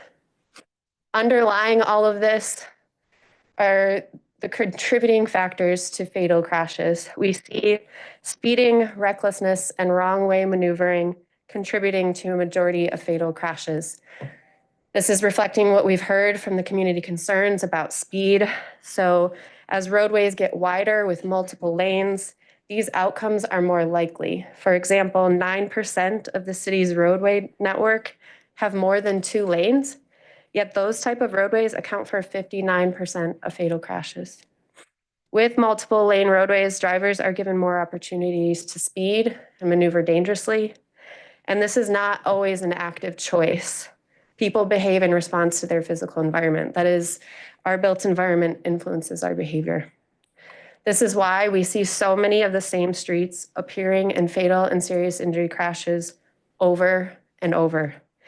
These aren't just random incidents, they're patterns. The streets in Durham, the high injury network, make up just 10% of our roads, yet they account for 74% of all traffic deaths and serious injuries. That means we know exactly where our biggest safety problems are. These corridors aren't just dangerous today, they'll continue to be unless we take action. This is where we need to focus our efforts, because if we fix these streets, we'll save the most lives. And we can focus our safety efforts, reverse the upward trend, and address the high injury network by doing the most critical things really well. So instead of taking a scattershot approach, this action plan sets a focus on the fundamentals: better land use and transportation policy, safer infrastructure that protects our most vulnerable road users, community engagement and education that highlights disparities and progress in traffic crashes, stronger coordination within and across agencies, and building a culture of safety that prioritizes saving lives over convenience. These fundamentals are exactly what we heard from our Vision Zero teams. And these don't stand alone. They actually align with best practices that treat transportation as a system of components that work together to achieve safety benefits. The Safe Systems Pyramid, modeled after the Health Impact Pyramid, is an action-oriented public health framework designed to improve safety at the population level. The key takeaway is this: the further down the pyramid we go, the bigger the impact, because interventions at the base change the system itself rather than relying on individuals to change their behavior. Historically, transportation safety models have leaned heavily on strategies at the top of the pyramid: more signs, more warnings, more public awareness campaigns. But we know that telling people to drive safely doesn't change the reality of a dangerous road. What works? A combination of policy, safe roadway design, and meaningful engagement. These are the interventions at the bottom of the pyramid where we can reshape the system to make safe behavior the easy default choice. And none of this happens in a vacuum. So you can see diagonally, agency coordination is the thread that ties all of this together. Without it, these strategies remain isolated efforts rather than a transformational shift. So a safe systems approach isn't just about streets, it's about how we design the places around them. That's why our first action is updating our land use code to ensure our built environment supports safety from the start. By prioritizing safety of vulnerable road users and aligning with nationally recognized street safety practices, standards in our Unified Development Ordinance can help to reduce vehicle miles traveled. The amount of driving in a place is a predictor of traffic deaths. So a reduction in vehicle miles traveled saves lives. And this is very timely. City and county planning are leading the update to the city's Unified Development Ordinance, and we have been collaborating to incorporate better standards for multimodal design, street cross sections that align with National Association of City Transportation Officials design guidance, and shifting to a comprehensive transportation review that increases multimodal connectivity. Updating our land use code shapes how development happens, and we also need to ensure that when our streets are built or redesigned or resurfaced, they prioritize safety by design. That's why our next action is creating a street design manual to make safety the default in every project.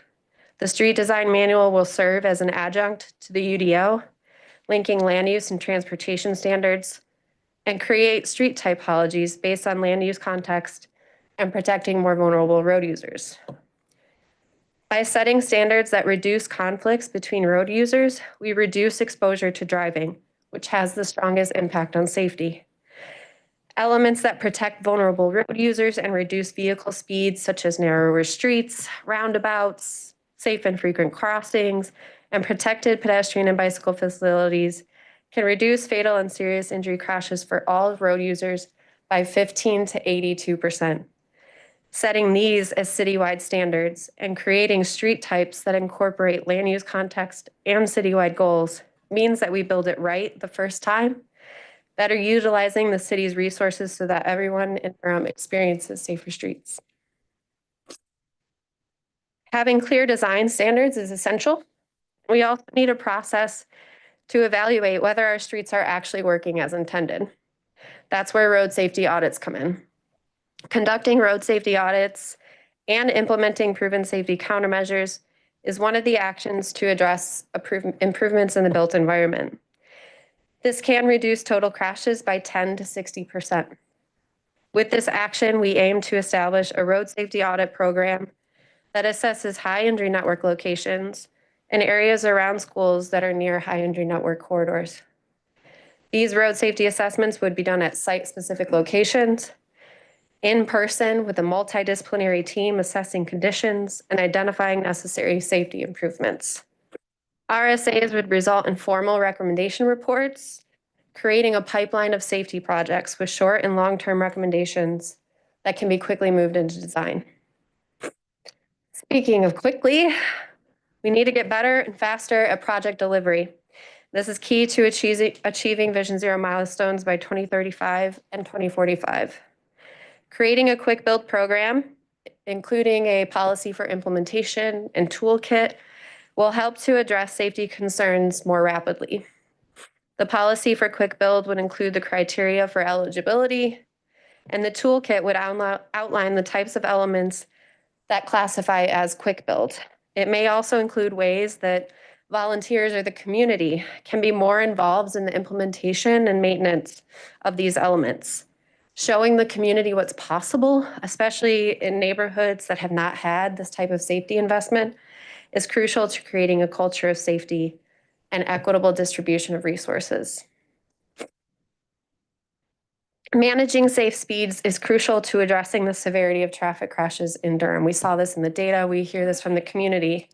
This plan focuses on developing a speed management plan that will provide recommendations to reduce speed limits and speeds citywide. We know that speed is one of the most crucial factors in determining if somebody survives a traffic crash.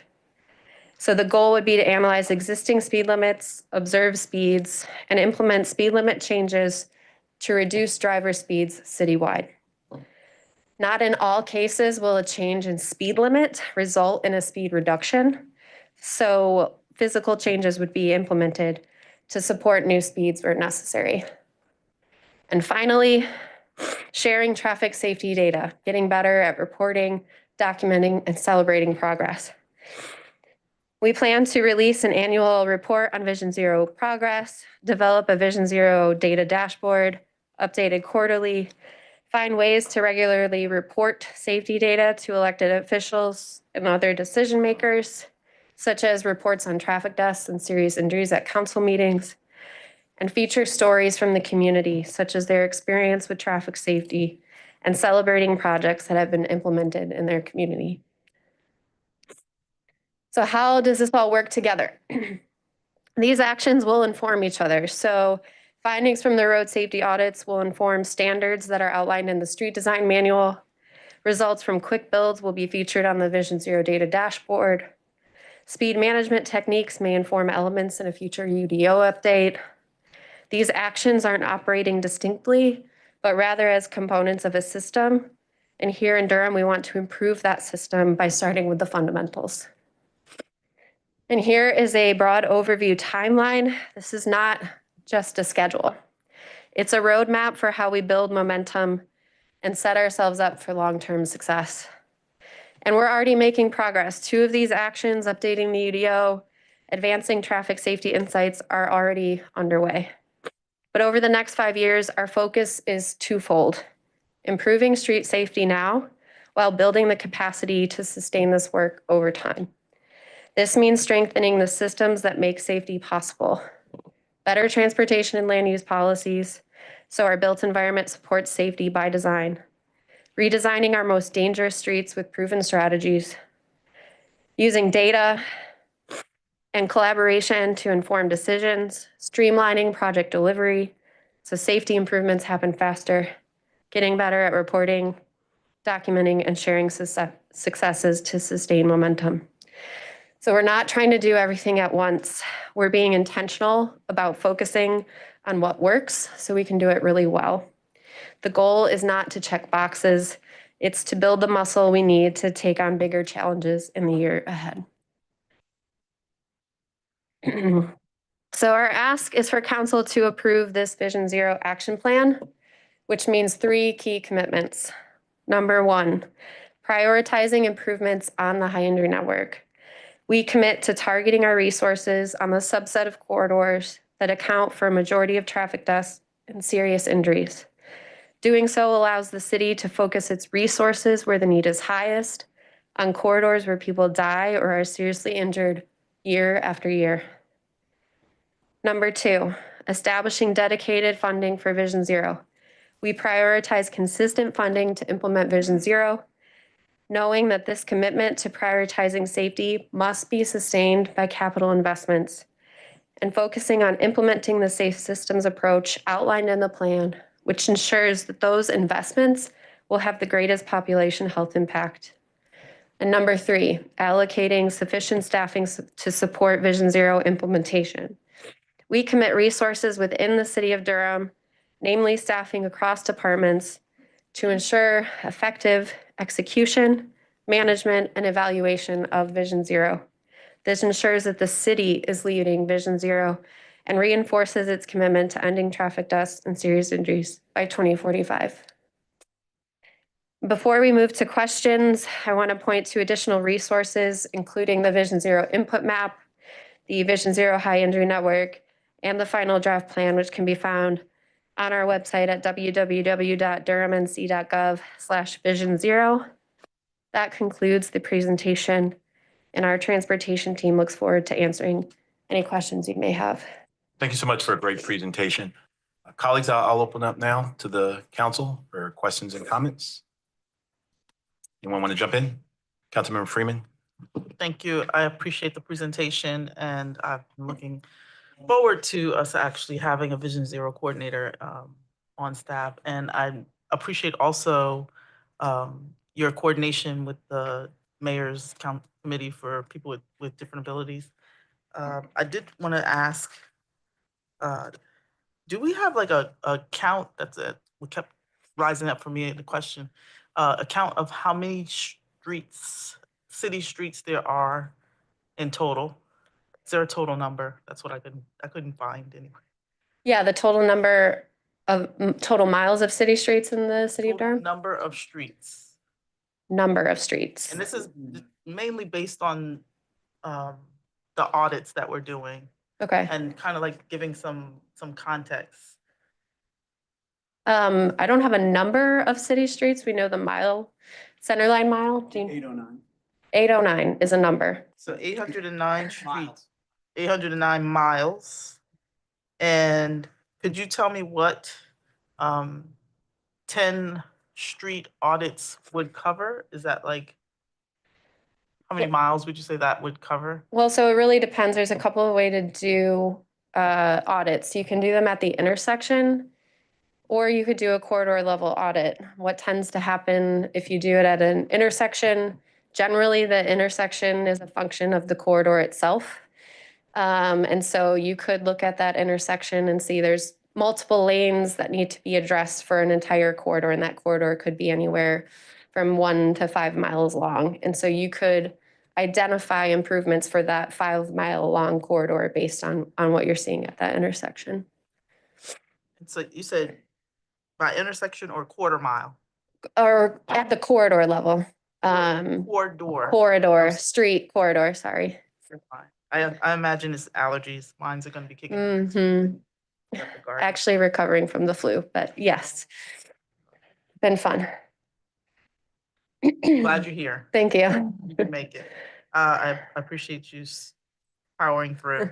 I just I'm trying to, and I'll just say, in general, I like to have more automation in the process. And so I just want to know what it looks like to figure out, or for us as a council to be able to support this work moving forward, how best to support some more automation and policy making so that those audits, because what I tend to see is there's a group meeting and they're going to tell me about the petition they're working on because their road does not have speed bumps and there's too many speeders. And I'm trying to put pieces together so that they're a little bit more streamlined because I don't think they all belong in like CMSR. Yeah. So if there's any, that's kind of like where I'm going. And if there's some like timelines that look like, this section of this quadrant of streets is what you're looking at, January, February, March. Like that level of detail would be so helpful. Sure. Yeah. So in the appendix of the action plan, there are work plans for each of the actions. And for the road safety audits specifically, our goal is to do 2 every year, and it would be a series of audits. So it could be 5 intersections at one time in the fall, and then another 5 intersections in the spring. And those would be result in formal recommendation reports. So we'd have this sort of that pipeline of safety projects. And we would use the high injury network as our starting point for identifying where we would do road safety audits. And that would be a multidisciplinary team that would come together, NCDOT, city staff, folks from the county, public schools, making these assessments, identifying current issues on site, as well as using a lot of the crash data, traffic volume data to inform the recommendations. And so we want to make it programmatic. And so if you're hearing from folks and they happen to be on a high injury network corridor, this is potentially one programmatic way that we can address safety in those areas and along those streets. That's helpful. And I'm thinking something else. I have one more, but I'll come back. Sure. Thank you, Councilmember. Councilmember Baker. Thank you. Thank you so much for this work. If you just look around the room and multiply everyone in this room times 3, you'd almost reach the number of people that have been killed in the past 5 years. And this is a pandemic that not only doesn't go away, it gets worse every single year. In our city, in cities across North Carolina, across the South, and if you look at the data, it's worse in North Carolina. It's worse in the South per capita than it is in the Pacific Northwest, where they've already implemented a lot of these things. And internationally, if you compare us to our international peers, we're 300, 400% higher on a per capita basis because of the built environment that has been created over decades, and that we live in today. And if we look at the most dangerous streets, there's also just correlation with the number of pedestrians that are on those streets and the number of people that are biking. So it could be that some of our most dangerous streets haven't even been built yet, until we really implement the DNA changes, the design changes to the new streets that we are building, which is obviously much more cost effective than going back. It's so expensive to go back and fix the dangerous streets that have already been built. So I appreciate those first 2 implementation actions that you listed of development regulations and the street design manual, because not that those are priorities, but those are the biggest bang for your buck. Those are the biggest return on your investment. Is just making sure that when you build those new streets, that you are building them according to best design practices. I had a question about if you could just go into the dashboard that you mentioned and just talk a little bit about what you imagine that looks like and what that includes. Sure. Yeah. So there's a lot of really great examples.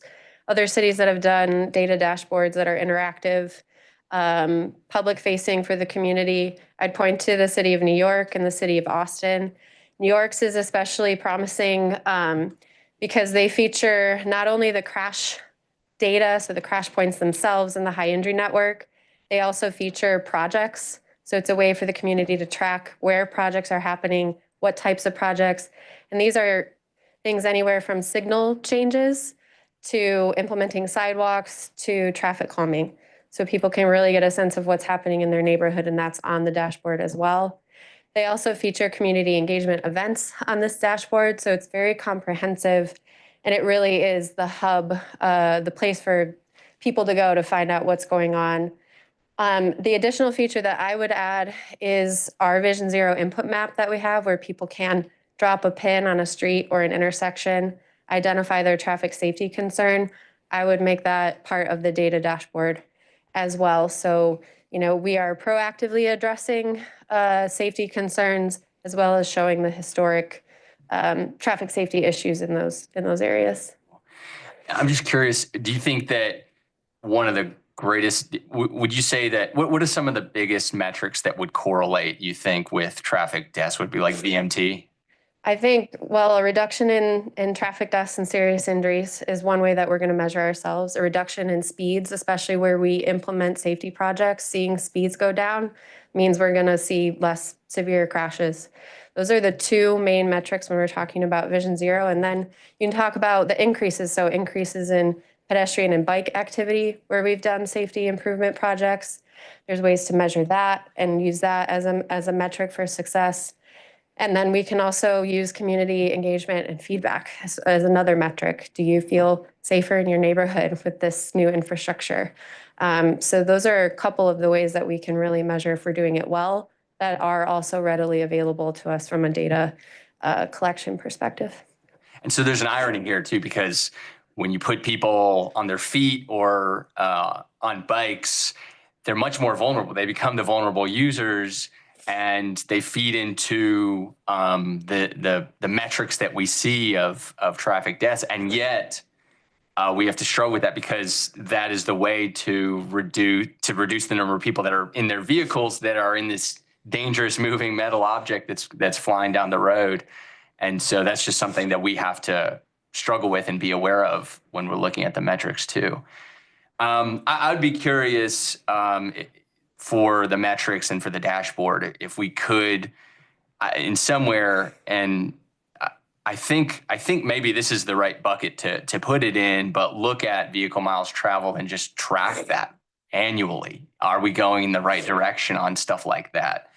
And then what are the things that feed into vehicle miles traveled and increasing or reducing that? What are the elements of the built environment that reduce or increase that? So what would those things be? I would be interested in us exploring that. Is that the percentage of residents that are within a quarter mile of food sources or those kinds of things? The Housing plus Transportation Index, I'm sure you're aware. I would be interested in feeding that into the metrics and tracking that annually to see which direction we're going in. The average walk score, the average bike score. I want to see where we're headed with those, and as they're correlated to this work that you're doing, and then the percentage of residents who drive alone to work. I think I saw a lot of these things scattered throughout the Vision Zero action plan. So really appreciate the work that you're doing. As was mentioned, I think by one of the community members, we need to see this as a first step, and then there are many more steps to follow, and tackling the low-hanging fruit, and then doing the hard work of putting some skin in the game, and infrastructure is expensive, and so being thoughtful and careful about proceeding with that as well. So thank you. Thank you, Councilmember. Colleagues, anyone else? Councilmember Cook. Thank you. Thanks. It was a great presentation, and I wish you all the best on overcoming the flu, which seems rampant this season. I have just a couple of questions. The first one is that I saw, and maybe I just didn't know this from before, but I feel like we hear this 10%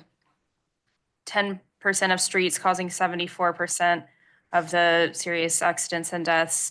But that excludes major highways. And I was wondering if you could speak to that exclusion, why it's there, and also what impact that would make on the statistics. Sure, yeah. So the high injury network is a model that was developed about 10 years ago in the city of San Francisco.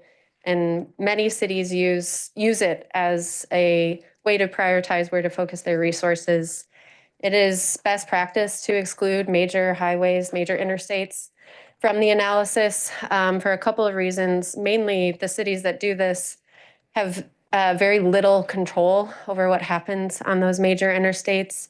Yes, we have a lot of state-owned roadways. We partner with NCDOT on a lot of our surface level streets, but those major highways, definitely a different set of priorities and functions for. So including them, we like to exclude those so we can really focus on the subset that we have more control over. If we were to include those,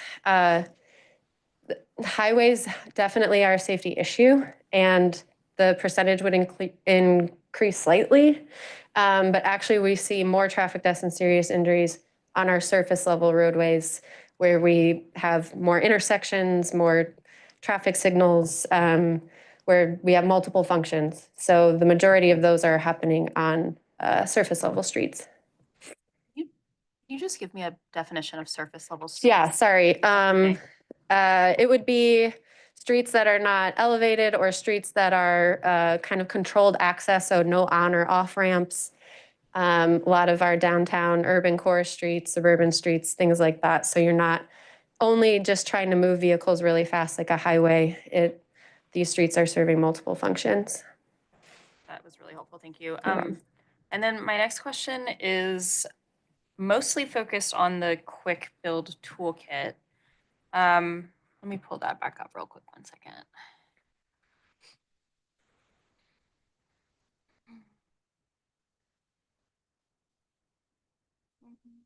While you're pulling that up, can I ask for clarification? When you, on the surface streets, when you say multiple functions, you mean? Street functions, yeah. So moving people and goods, moving cars, people walking, biking. There's different commercial activity. Yeah, yeah. So it's more activity Yeah, on those streets. and different types of uses, that sort of thing. Yeah. Yeah, I would just clarify, think of a limited access highway as bicycles and pedestrians are not allowed on a limited access highway. So like 147, 85, 885. If you're not allowed to have a bike on it or you're not allowed to walk on it, then we exclude those roadways from, and the surface streets are basically everything else. And so that's why we focus on the conflicts with bicyclists and pedestrians on those surface streets. They're effectively removed from those limited access highways. Would you introduce yourself to the audience, please? I'm Sean Egan. I'm the transportation director. Thanks. Great. So my next question is just about the rapid street improvements, which seems to be mostly centered around the quick build toolkit. And so I was just wondering if you could speak a little bit more about what that toolkit would look like. I assume that y'all have already put a lot of work into that toolkit because it looks like on your calendar of actions that it seems like you think you could get it implemented pretty quickly. So we have a traffic calming guideline currently at the city that has a lot of the elements that we would include in a toolkit. And toolkit is just a planning jargony phrase for literally having a menu of options of things to choose from on our roadways. And so that's what we're talking about.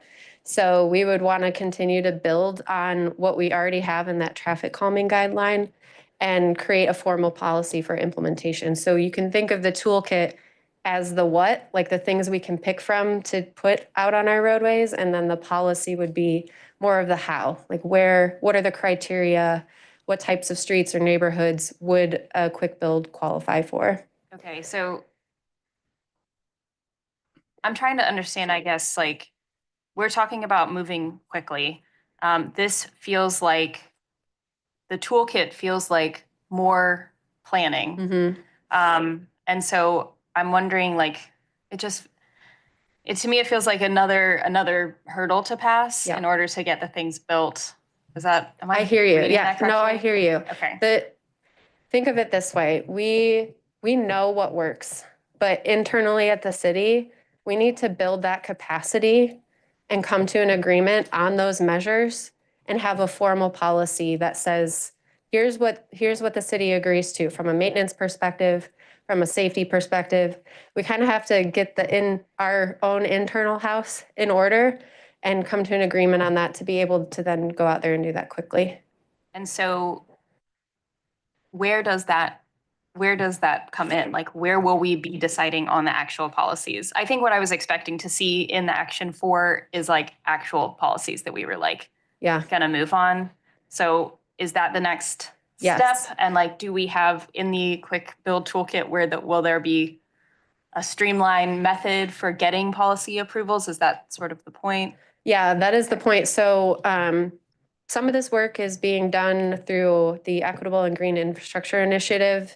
So we have a consultant who's helping us to develop a traffic calming guideline and toolkit. And the goal would be to quickly build on that policy, a quick build component. So agreeing to what the timeline is for a quick build and moving to have an adopted policy very soon so we can move on actually the project delivery timeliness. Okay. Yeah. Yeah, I feel like the community is coming to us with like a sense of urgency. I feel like you have also been coming to us with a sense of urgency. And then I feel like, but what keeps getting put in front of us doesn't feel like it matches that sense of urgency. Like, I don't feel like I'm of course excited to get this plan in action at our next Monday night meeting. So in 10 days, I guess it'll be considered approved, or today, I don't know, it's part of a presentation. But yeah, I'm ready to like see the things that are actually going to implement the change. I mean, we saw like from the community engagement, and I was at some of those, that these things that feel like pretty straightforward and that we are starting to address: sidewalks, signaling, safe crossing, these things that, of course, we're going to have plans for policies with those like to be built in the future, but for the streets that exist now that don't have it, like I'm ready to start moving. So yeah, that's all. That's my only comment, is just that I'm like really excited to like see the things get put in front of us that I know y'all have been developing, and I know you have best practices for. But otherwise, this is okay. Well, great. Yeah, this is it's an incredible document, and I can see how much hard work has gone into it. And I really just like want to appreciate you and all of the various departments that were included in those conversations.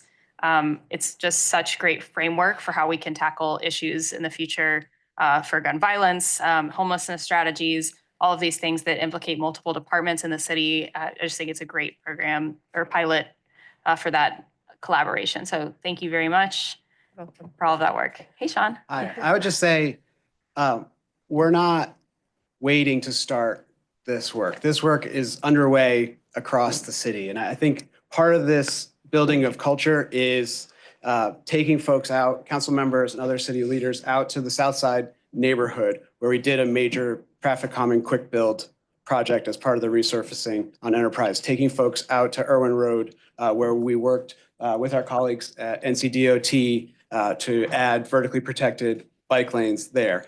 Going down West Main Street from Brightleaf and seeing what we've done with pavement markings and posts by the Duke East Campus. So this work is already underway across the city. You're going to be seeing it in the 7 EGI neighborhoods very soon. But what we're really looking to do here is kind of build that muscle and scale up the types of work that have been proven effective across the city, that we have successfully implemented, but really, yeah, build that scale and build the speed of delivery. But I think if you're up for a tour, we'll get you out there. Thank you so much. Councilmember Riss? Thank you, Mayor Pro Tem.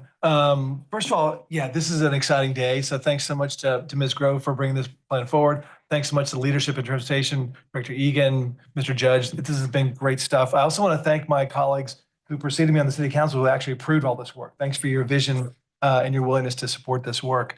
And as you know, this is not only a conversation in Durham, we're talking about this every meeting of what had been the NPO, now this sort of transportation organization. We talk about Vision Zero all the time. So this is really, really good stuff. I want to appreciate some of the suggested actions, including the annual progress report and the dashboard. I think giving more visibility to these numbers was really important. And I've actually talked to the city manager about that and making sure that we do have, it's not pretty numbers, as you said, and these are all individual stories, but having full visibility in that is really important so we can manage that and reach our goals of reducing those deaths to zero. I have a couple of questions. So one is about the hydro network. Obviously, that analysis drives a lot of this, which is great to see that. I guess my question is, like, how do we, like, as Councilmember Freeman asked, like, how many roads? You said it's 809 miles. It's a lot of miles, right? So I know that's 10% of the roadway where the 75% of injuries occur. But my guess is with this kind of stratified data, that if you took the top 1 or 2%, it's maybe 40 or 50% of all the injuries, right? So is there additional analysis to kind of dig in deeper there, do like a heat map to show that, because this network, we know this network, right? It's a lot of the major roads in Durham. So, Yeah. So how do we begin to prioritize, given limited resources and time, like where do you start? What are of that hydro network, what are the roads that are the biggest priorities? And how do you figure that out? Yeah, so 10% of streets in Durham is about 130 miles. So we need to further prioritize that number. If you look at the top 20 corridors in the high injury network, that's 53% of the high injury network. They're accounting for that much number. So some of the corridors. Is that in the report or is that? No, that's not in the report. Yeah, I've seen that, but I mean the data here about like the. Yeah, so the plan would be a lot of that's going to go on our data dashboard. We're going to have more detailed information about the high injury network, what those top 20 corridors are, what they account for, some traffic volume data. So that's going to be a feature of the dashboard where people can interact and filter as they wish. But further prioritization is already happening. We're already talking with our partners at NCDOT specifically about the road safety audit piece, because that's our first action that we want to get started with as soon as this plan is approved. And our partners at NCDOT are going to be crucial for that program is where do we start? And so we've talked about a few factors. One, just how the high injury network is ranked. So if you go to the interactive map, you click on the segments, you can see that they have a ranking. That's according to their crash severity and how many crashes they've had over that 8-year period from 2016. So that's if you go on the map now, you can do that right now. Yeah, on our Vision Zero website, there's an interactive map with the high injury network on it. So that's a conversation that we're already having, is looking at how they're ranked. We're also talking about maybe focusing in on crashes that are happening at night. In our action plan, we identify that 80% of pedestrian fatalities are happening at night during dark conditions. 80%, that's a lot. So if we can focus in on specific features of these crashes and use that as a mechanism to prioritize where we start road safety audits, that's also one thing that we're talking about. So there's a lot of different ways to further cut the high injury network. We need to focus on what our priorities are and where we're seeing those overrepresentations and crashes, and pedestrian safety is certainly one of those. Thank you for that. On the managed safe speeds action, which is also really important, I guess I'm wondering on that one, as I understand, the state sets the standard speed limit is like 35 within cities, right? But we can change that, right? If we with proper signage. So it's great that this is in the plan. Like, why haven't we done that sooner? We are changing speed limits as it comes up. So in our review of fatal and serious injury crash data that we have with NCDOT every month, as those opportunities arise to change the speed limit, we take them. We go through that process, and we've been successful at doing so. But that is sort of the ad hoc approach where it's one by one. This particular action focuses on a citywide strategic effort to reduce speed limits using a lot of different examples from the city of Austin, city of Seattle. Both have done this where they analyze speed limits citywide and make recommendations for a default in, for example, neighborhood areas, reduce speed limit like 20 or 25 in all neighborhood levels. So that's where we want to go with this, is to be able to do that strategically rather than, just one by one right now. Thank you for that. You did mention DOT. I'm glad Mr. Sandor's here. I think it's great. Thank you for joining us. And you mentioned working with them. How does this change the sort of relationship with DOT? How does this report support? Can you say more about that? Yeah, I mean, we're continuing to build stronger collaboration with NCDOT, who we can't do this work without them. So I think, we have monthly meetings to review fatal and serious injury crashes. The road safety audit piece is going to be a huge component of collaboration, of getting multidisciplinary, multi-agency buy-in on formal recommendation reports to make safety improvements on NCDOT roadways. I think we could push that further. I think we could have formal partnership agreements that allow for specific safety improvements on NCDOT roadways. So that way we don't have to reinvent the wheel every time we're reviewing a corridor or an intersection. We have an agreement with our partners about the types of safety improvements that we would want to see and what we know NCDOT would allow. That would allow us to also move quicker. So I think that collaboration there will continue to grow, as we've evidenced with partnerships on Roxborough and Mangum and Duke and Gregson and previous safety improvements on other roadways. Just fiddling with your interactive map here. Last question, I just want to thank Mr. Egan, your comment. I appreciate, because my thought was like, can we not do a quick build faster? But I like what you're saying about how we're building the muscle to do that more frequently and more quickly. So that I look forward to seeing that, because I think that's part of what we need to do to show, as Councilmember Cook said, to show our residents that we're listening to them, that we care, and that we're moving with all due speed to address the changes they're asking for. So. Yeah, and I mean, conversations in the communities have been happening for well beyond this time of adopting Vision Zero. Communities have been sharing their traffic safety concerns and now it's time for us to actually act on improving those. So if we click on the map here, so I clicked on one with looks like Markham here. So it ranks these, you said it ranks them in terms of? It will rank the high entry network corridors. Yeah. So there should be a pop-up when you click on those segments that has a variety of different information. And one of that will, a few of those will be the rank of that corridor by a percentile. So there's an average percent and then there's the highest percent rank. Okay, I'll keep fiddling with that. Okay, thank you so much. Appreciate it. No problem. Thank you, Councilman Caballero. And Good afternoon. Good to see you. Thank you so much for the presentation. I have a couple of questions. One, I'm in the interactive map and it's like fatal and serious injury crashes. And I'm just going to say that the differentiation in the color there is really hard to see on a screen. Great. So if we can have a little bit more, because it's like a maroon and a red. Yeah, it's like a maroon and a red, and a lot of people aren't going to be able to see that. Great. Thank you for that feedback. So that's little. This is a great tool. I really appreciate it. First of all, this is long, like many years of a lot of work with a lot of community partners and city staff. And so just want to thank everyone for folks for their advocacy, and then all the different partners. All right. I guess my thing is, like, I appreciate the implementing the Vision Zero action plan, like the last slide, the immediate ask. I guess when we do a prioritization within like our capital improvement plan and designs, like at some point we're going to have to make choices, right? Where are we going to put money versus where are we not, right? Or are we going to increase the money? And so would love to know, when is like that decision point coming? Because we can say yes, right? But we haven't seen the consequence. And when I say consequence, I don't mean that in a negative way. I'm just saying, like, there's always consequences to decisions as far as money goes, right? So because at the end of the day, as decision makers, and we're the ones who have to say that to the public, right? So would love to know that kind of interaction. And I see Mr. Egan, so. Hi, Sean Egan again.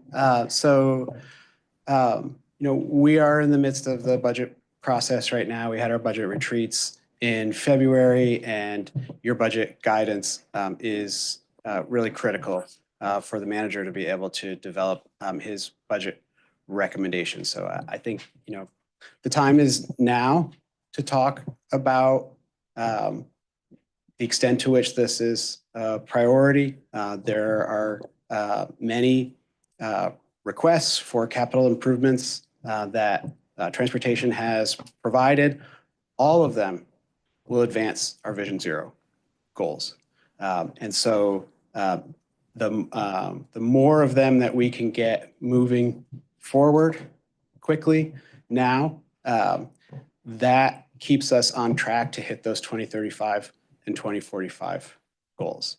To the extent that because of resource constraints, we're not able to move forward on those, it makes it much, much more difficult for us to hit those 2035, 2045 timelines. Now is the time to share your input as part of that budget guideline process on the scale of investment that the council is prepared to commit to. Thank you. And I guess same with the staffing. And I guess that's a question for the city manager. I understand we're in budget season. I mean, at some point we have to see a list of projects and what does Vision adopting this, what does this do to other projects, other goals? At that, I can say yes today. And if I don't actually have a list of things that I'm choosing, it doesn't really help me. So at some point, if that means we have to spend a dedicated amount of time, because we didn't do a lot with CIP during the budget retreats, happy to do it. But at some point, staff's going to have to kind of guide us through that. I'm happy to address it. So when the council adopts plans and policy guidance, we use that as staff when we review the budget and bring a budget back for council's consideration. Obviously, this is not the only plan with recommendations and priorities that council has considered blessing. And without putting a little bit of what we do at the budget retreat is to try and get a sense of where the highest of the high priorities are. Without ranking this against other plans and priorities, I will do my best to balance those things that you have placed priority on when I review the budget.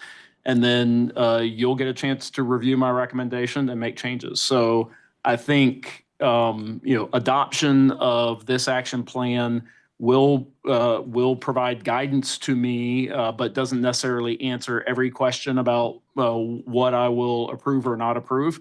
But when I present that to the council, you are free to ask me questions about how I made those choices and priorities. And if you disagree with those, that's why you get to adopt the final budget. Thank you. So I look forward to that next step. I will just say that the other piece of this is an interaction with the regional, with our TPO. And so would love to know kind of how that work is going, because we got federal dollars to do that regional Vision Zero work. So would love to hear from you how that's going. And then we can say yes to this today, but at some point, I'm assuming y'all are going to come back to us. So what are our next steps as a council? Thank you. Yeah, so the Triangle West TPO is currently developing a regional safety action plan, and our plan is in lockstep with their plan. So a lot of the priorities and actions that are in that plan are very similar to what we're pursuing. The high injury network is a product of that regional safety action plan development. So it's the same data that we used.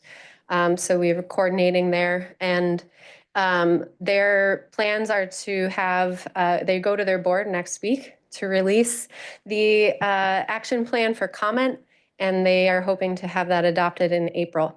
So both of our plans will be ready for federal funding opportunity through Safe Streets and Roads for All. So we'll be able to point to both those plans and that collaboration there.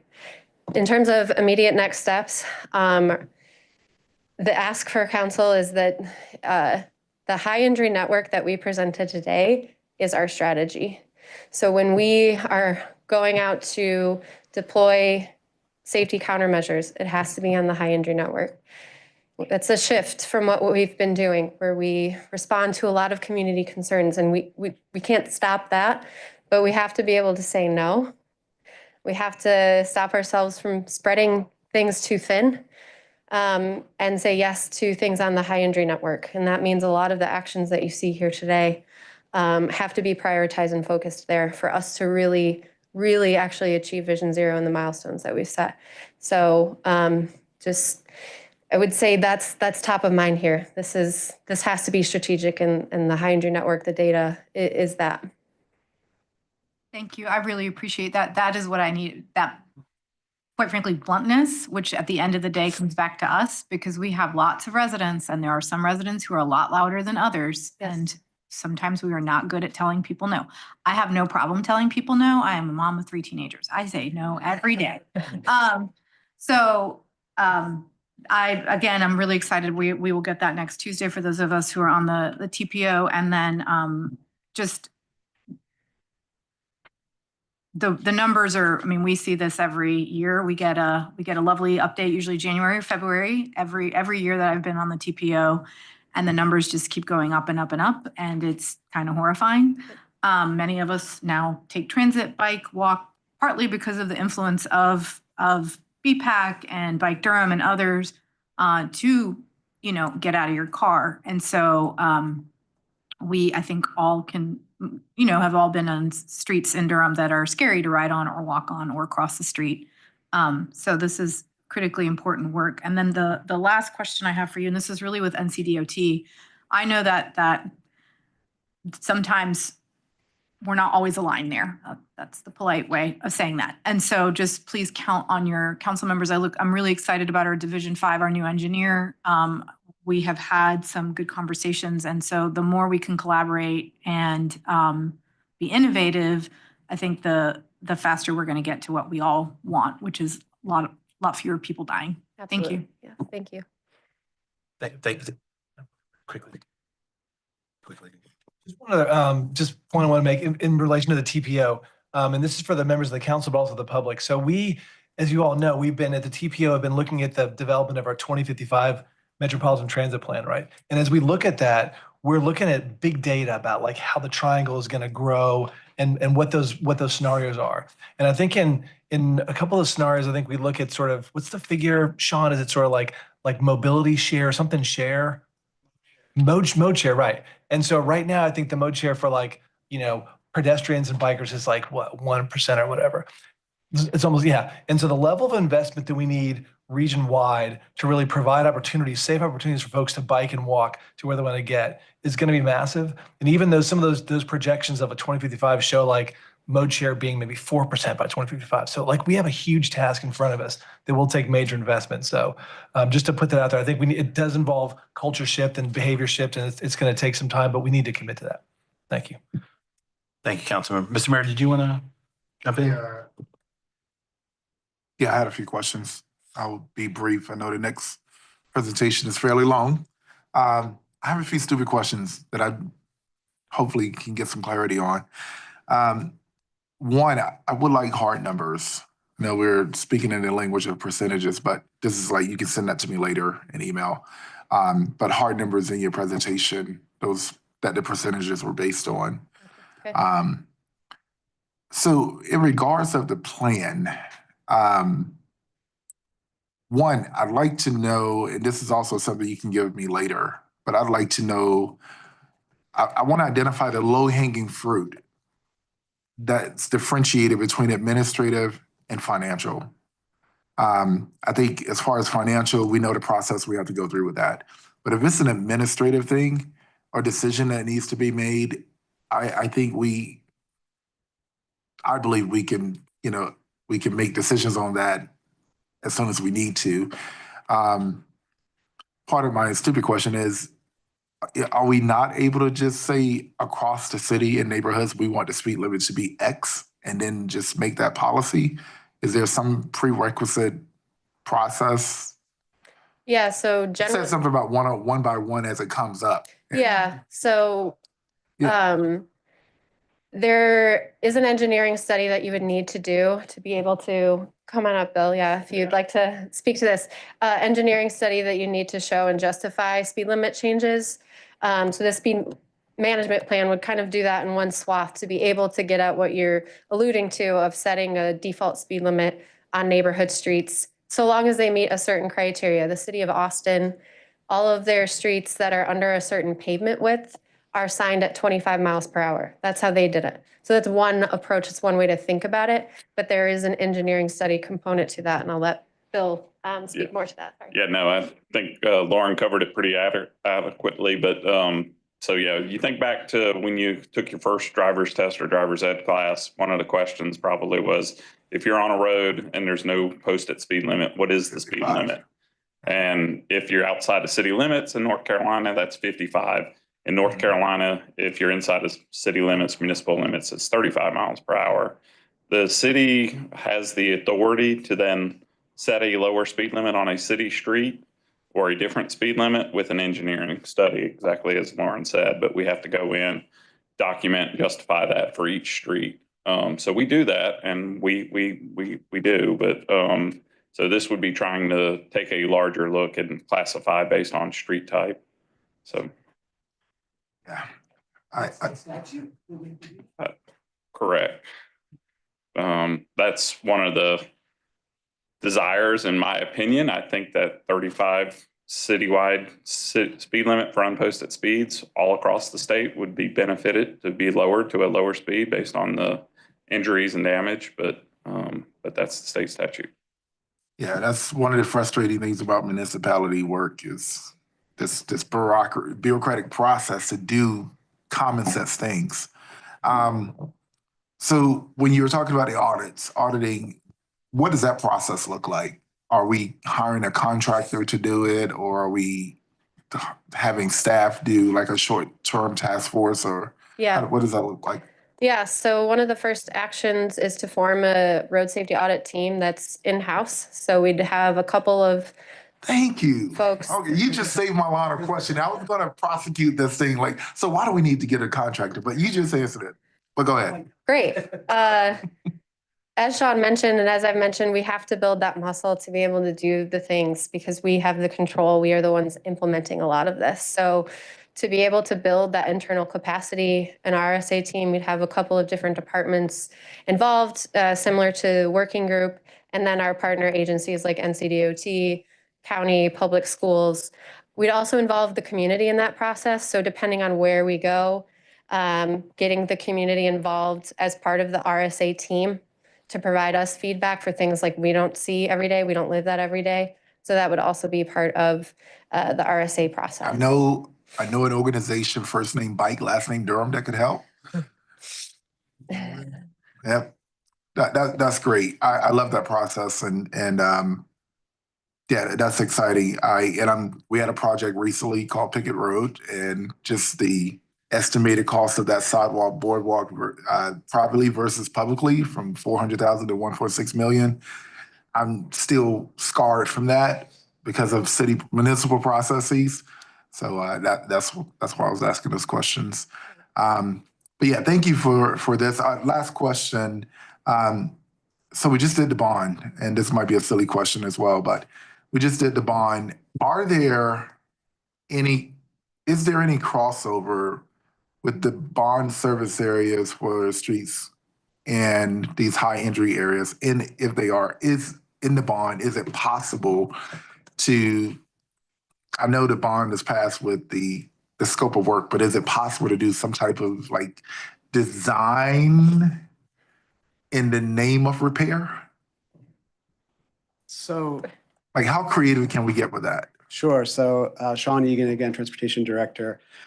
So the bond includes a number of project types that advance our Vision Zero goals. So $60 million for new sidewalks.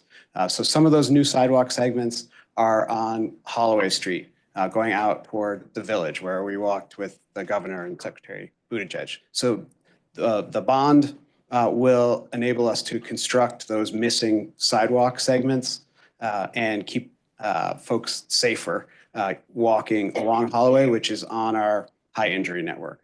We have a number of other roadways that we're going to be able to accelerate the resurfacing of city streets. So every time that, just like with Enterprise Street in Southside, every time that we are doing a roadway resurfacing, we are committed to making that street safer.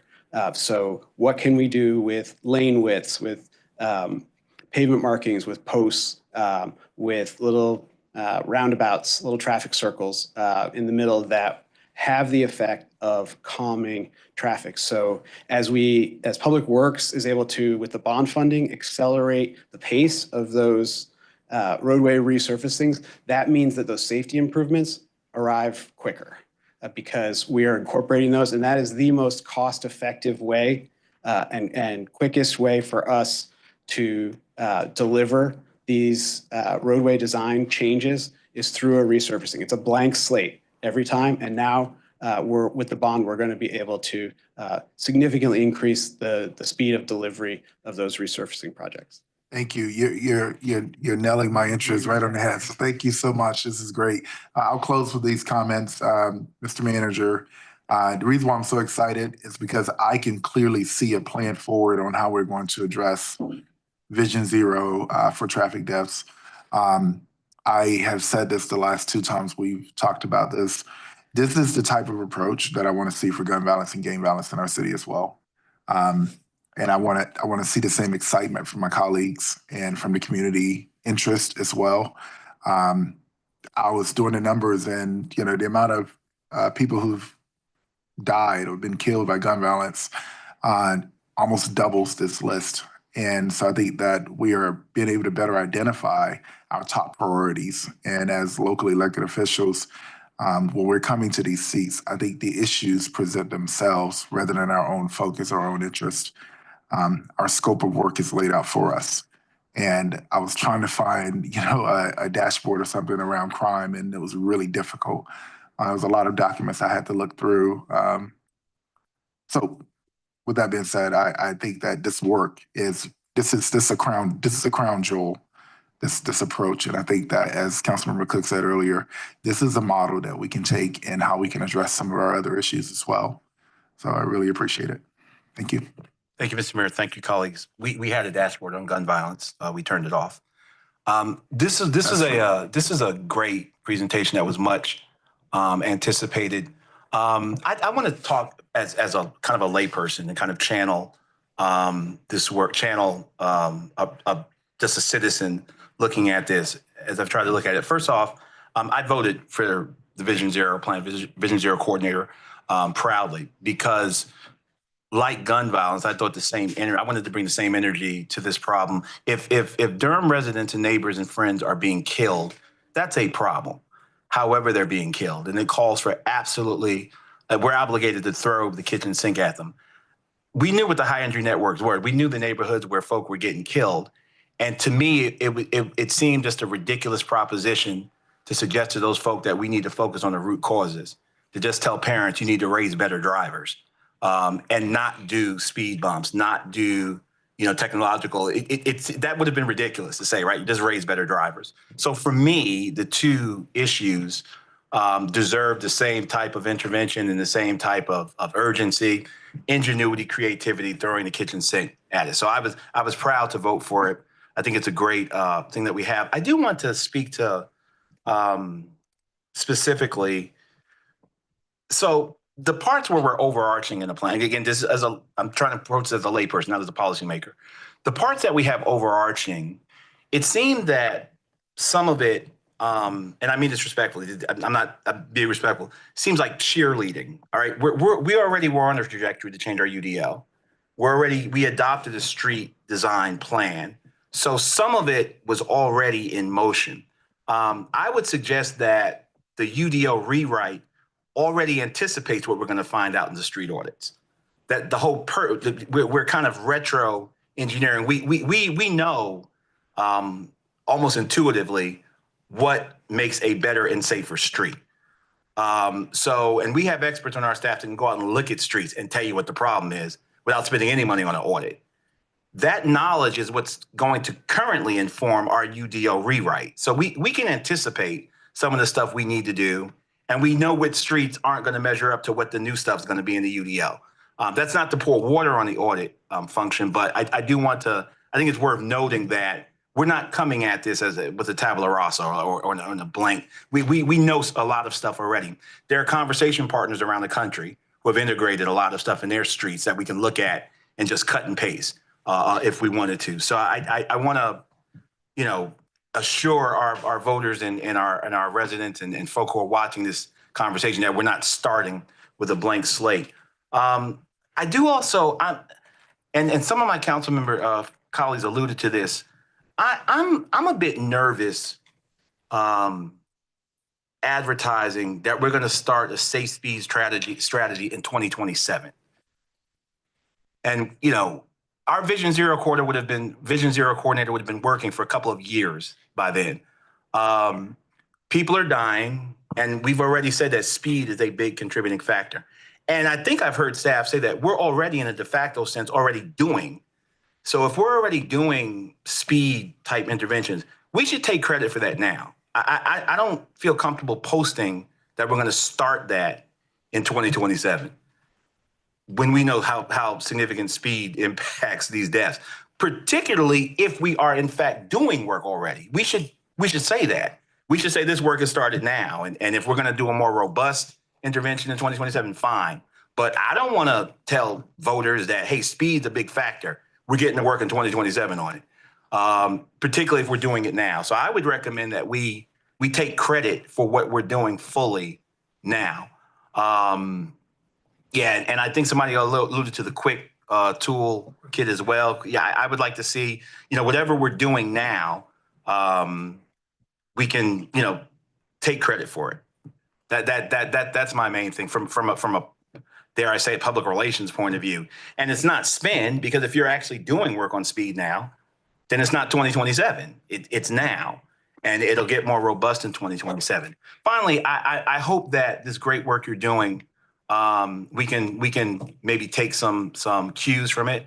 I mean, I think it would be cool to have a dashboard that shows where gun violence comes from. And we already said that we know the numbers aren't going to be good or favorable. So we're not afraid of bad news for traffic accidents. We're not going to blink or not count things because we don't have the capacity to address it, or because we need to know the information before we can address it. So I'm hoping that some of the strategies that you're working on this very important problem can inform some of our strategies, as the mayor said, with gun violence as well. Not just root causes, but root cause and also using technology. When I go over one of those things across the road that counts the cars, I'm on a public street. I don't kind of back up and say, I don't want my privacy invaded. I don't want to be counted. I'm on a public street. I think we should take that same approach to bullets being fired at our street as well. You don't get to choose whether or not we know you fired a gun in a public street. That's not a private matter. So I'm excited about the work. I think it's one of the best votes I cast, but I did not cast a vote to talk about speed in 2027. I cast a vote to talk about it now, and you should take your victory lap for whatever it's worth for the work you're doing now.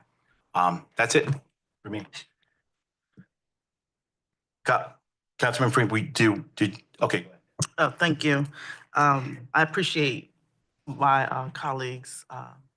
It's not comedic, but it is rather ironic. I do think that there's a lot of overlap in where the gun violence and traffic deaths are occurring. And I do want to say that I think that in the past, they've had similar approaches. It's been around law enforcement, and neither have been beneficial or effective in addressing materially poor communities of color. So I want to be clear that there's a lot to discuss in that matter.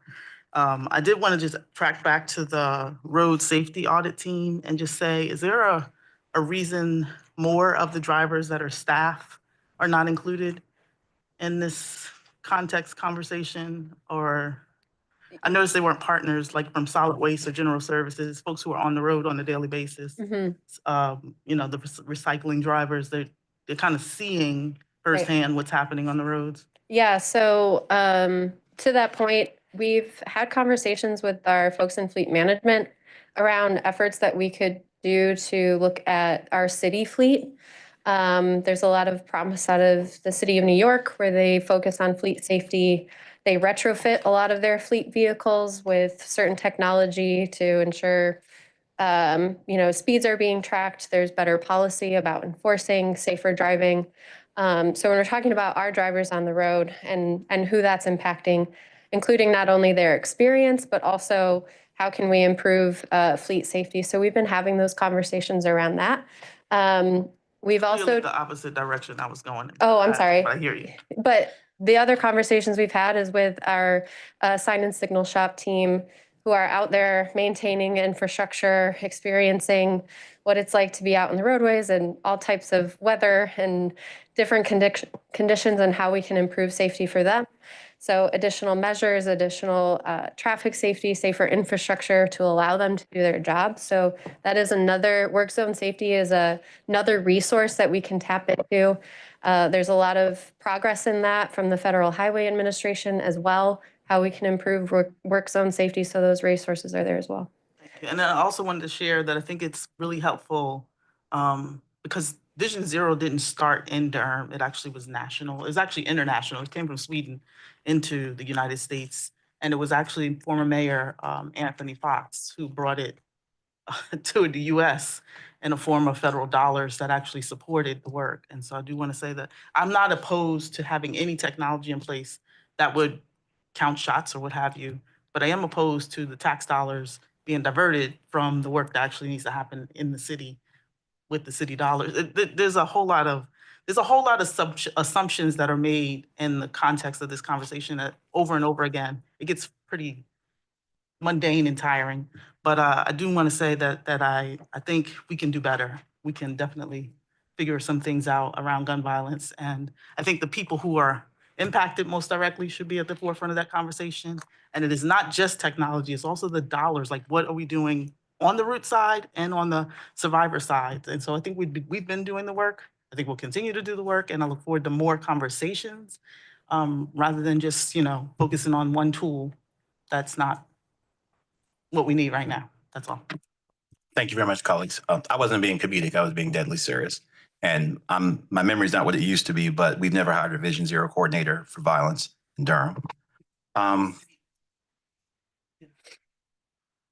We never hired a Vision Zero coordinator for gun violence in Durham. Check the record. Mr. Mayor, do you want to take a 5-minute bio break? Colleagues, do we need a break before we get to the next presentation? Do you want a motion? You need a motion on this, don't you? No. Do we need a motion? Presentation. Presentation. It's a presentation. Oh, it's gonna go to I'll get you. Yeah. You want to make a motion on something? Okay, yeah. Let's reconvene at 3:50, please. We're in break.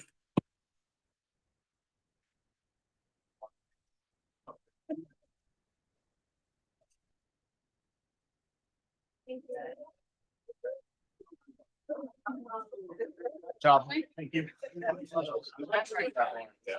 Oh, thank you so much. Yeah. Oh, no, I'm glad I could pull through. Michael Jordan, I figured it was an important day for you to be here. Tell me, so like, I want to make it work. So if I'm like, right here, if I want, Yeah. So here's what's happening. I thought I turned that off. Press that.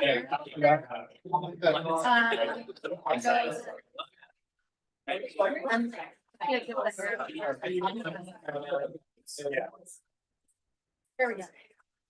So this is the height. It's like 606. Yeah, I'll go back and turn it off.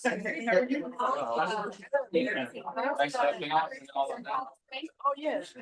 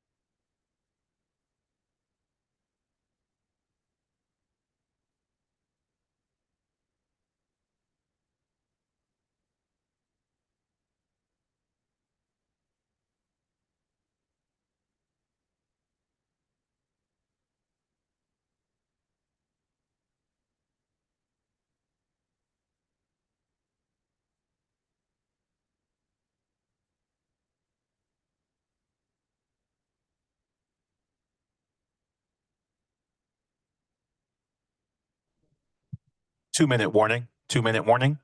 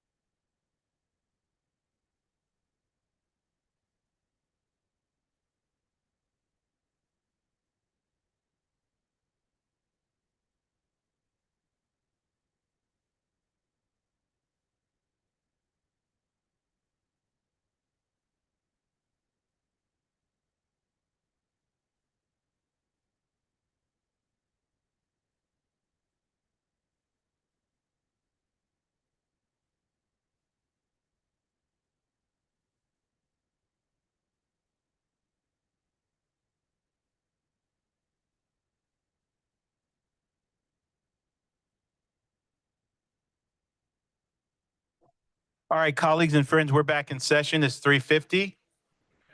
We are back in session.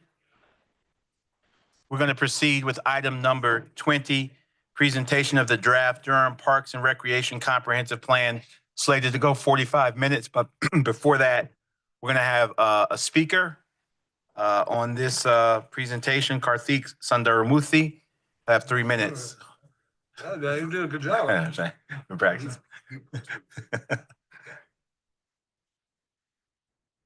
Thank you. Thank you. Welcome. Thank you for being with us. You have 3 minutes. Thank you, Mayor, Mayor Pro Tem and City Council members.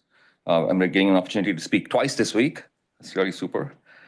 I'd like to commend the City of Durham for developing the 2025 Parks and Recreation Comprehensive Plan. It's a visionary roadmap for improving our parks and recreation system with a strong emphasis on equity, community engagement, and environmental stewardship. However, as we move forward with these exciting plans, we must also ensure that we have the resources to bring them to life. One of the most critical opportunities we have right now is the recent property revaluation, which could increase city revenue by 74% if the tax rate remains unchanged. That is a pivotal moment for Durham to invest more significantly in our parks and recreation system. Increased funding could allow us to expand access to quality recreational spaces, improve aging infrastructure, and create new programs that serve all of Durham's residents. Beyond the obvious benefits of creating beautiful, accessible parks, research has shown that investing in parks and recreation has the potential to reduce gun violence and crime. Studies from cities across the country have consistently demonstrated that safe, well-maintained public spaces where people gather, socialize, and engage in positive activities can significantly reduce the likelihood of violent behavior. Parks offer an alternative to idle time and can reduce youth involvement in violence by providing constructive outlets such as sports leagues, after-school programs, and community events. Moreover, parks act as community hubs that foster a sense of belonging and connection. When people feel connected to their neighborhoods and have safe spaces to interact, there's a decrease in social isolation and a strengthening of social cohesion, both of which are linked to lower crime rates, including gun violence. By investing in parks and recreation, we can help prevent violence before it starts, by offering opportunities for youth engagement and positive community building. Additionally, research has shown that parks in high crime areas, when designed thoughtfully with proper lighting, visibility, community engagement, can become a deterrent to crime. The presence of regular park users, particularly families and organized groups, can create an environment of safety and stability, making it harder for violence to take root. This is why funding our parks and recreation system is not just about beautification or providing more amenities. It's about creating safer, healthier communities. By increasing funding for parks, we can enhance community cohesion, reduce crime, and provide a critical alternative to violence. In conclusion, with a projected increase in revenue with the property revaluation, Durham has a real opportunity to invest in its future.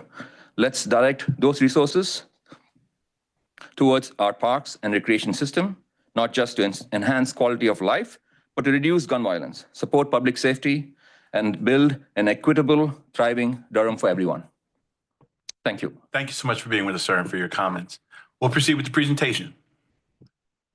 Mayor Pro Tem, I just want to recognize Karthik, who's been like a model citizen in the city. Karthik is one of our most active members of the Recreation Advisory Committee. You're at every event. You're such a great model. You're also on DUST, aren't you?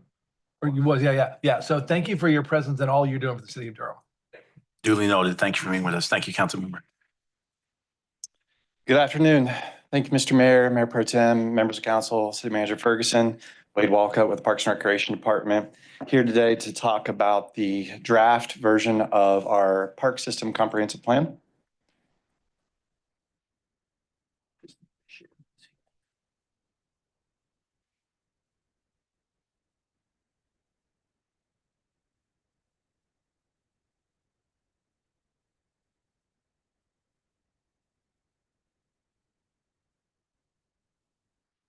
You said your presentation was about 10, 15 minutes.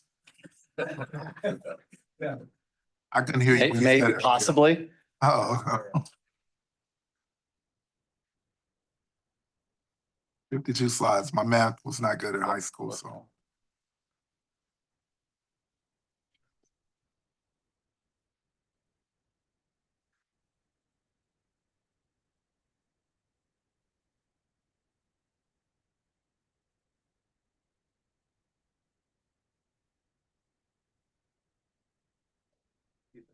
Yep. Okay. Again, Wade Walcott, Parks and Recreation, talk to you about our draft comprehensive park system plan. Before we jump into it, I want to do a little bit of table setting, if you will, structure, so you understand what you're looking at, why we're here today, and make sure all of you are comfortable. So you have resources in your packet first. Of course, you have the agenda memo, you have the presentation that we're going to go over today. You also have the draft version of the full comprehensive plan, 130 plus slides. We're not going over that one today.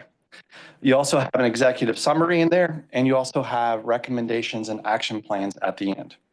So what is our comprehensive plan and why are we doing it? So there's 7 main points for that. So it's a long range vision tool for us to plan ahead, of course, strategically.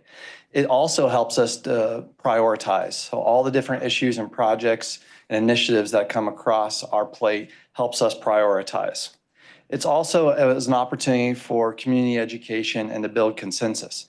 And during that process, it was education for us too. It was an opportunity for us to listen and learn from our community as far as what their needs are. It's a tool for external funding.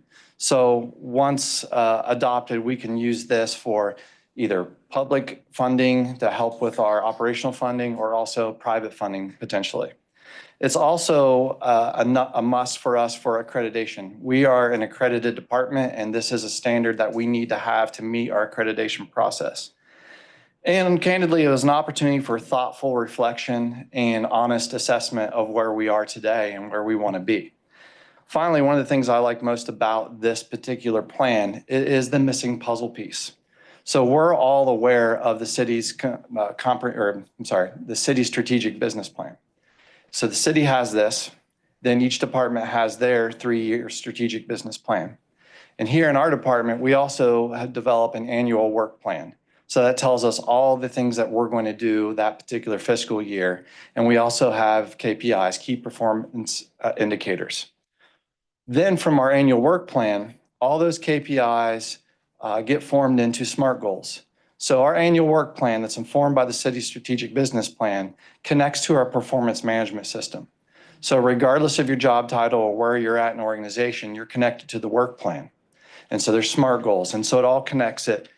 And one thing I like, when you realize that you're a part of not only the department's work plan, strategic business plan, the cities, you realize you're a part of something bigger than yourself. And I think that's one of the reasons a lot of people sign up to do city work to begin with. The other thing we'll talk about is timing. So timing, as you can see on screen here, The city was incorporated a little over 150 years ago. And then 50-ish years later, the city got a lot better. That's when they established the Parks and Recreation Department.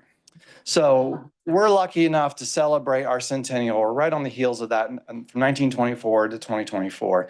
And we had an amazing year. And I want to thank everyone that helped make that possible. So the timing's unique too. As we finish our first 100 years, let's embark on our next 100 years. And let's look at a 10-year segment of that. I thought the timing was interesting too recently when we had our budget retreats. All of us saw and heard the employee engagement survey, and we heard loud and clear in terms of Parks and Recreation, what residents liked and what they wanted in terms of better parks, maintained parks, and more park space and opportunities and programs. We also saw in the satisfaction survey on that slide, and I'm sure you all remember as well as I do, the first bullet on that slide, it said, what is the city doing right? And the first bullet was Parks and Recreation, something that we're all very proud of. So to put all this together, we were able to select the John R. McAdams firm to put all this information or go out and do this comprehensive park system plan to help us for the future. And with us today is Austin Bowman with McAdams, and he's going to take it over in a little bit and go over a little bit more detail and specifics. Also at this time, I'd like to acknowledge just a part of an amazing, great team that's here today from Parks and Recreation. They're here. A lot of them played a part in helping out with this plan, and there's a lot more that aren't here today, but I want to make sure we acknowledge them and the work they do every single day in addition to this great plan. So next, the why, the approach taken, the information gathered, and even how we arranged it. Everything you're going to hear and everything you're going to see in the full plan and here today was centered around best practices for community engagement, of course. It also includes technical analysis, and it also includes team member of DPR feedback. So the assessments that are put together in this great plan, or chapters, if you will, cover previous and existing plans. So that means any other city plans that are going on right now or previously adopted. And that includes, Vision Zero that we talked about today. So there's collaboration there. It also includes the city's comp plan that was passed not too long ago. And the city's comp plan obviously is exactly that. It is a very comprehensive, broad plan for all the functions in the city. And it, of course, had a section in Parks and Recreation. Ours builds upon that. We go in a little deeper more and broader and deeper, and go the details of how we can make it better, but it also complements the findings in the city's comp plan.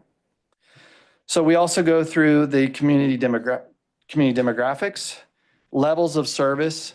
That's the types of things that we're doing right now. We benchmark those with benchmark cities that you'll see here in a little bit that councils have previously adopted, along with national trends.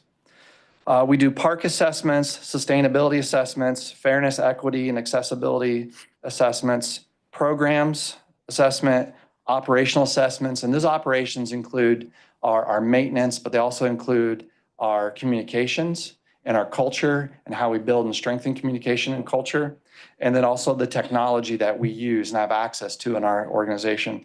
And finally, the financial assessment.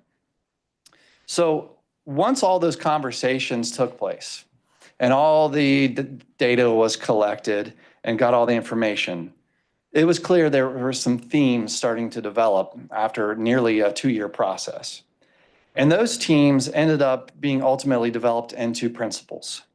So we developed 5 principles to help guide us. So the first principle is a fairness first. Those are recommendations focused on inclusivity, equity, and accessibility, along with well-distributed parks throughout the city. It also includes the programs and services, and it's also regardless of demographics or socioeconomic status. Our second principle that guides us is rooted in the community. What we do is reflective of the community and the culture.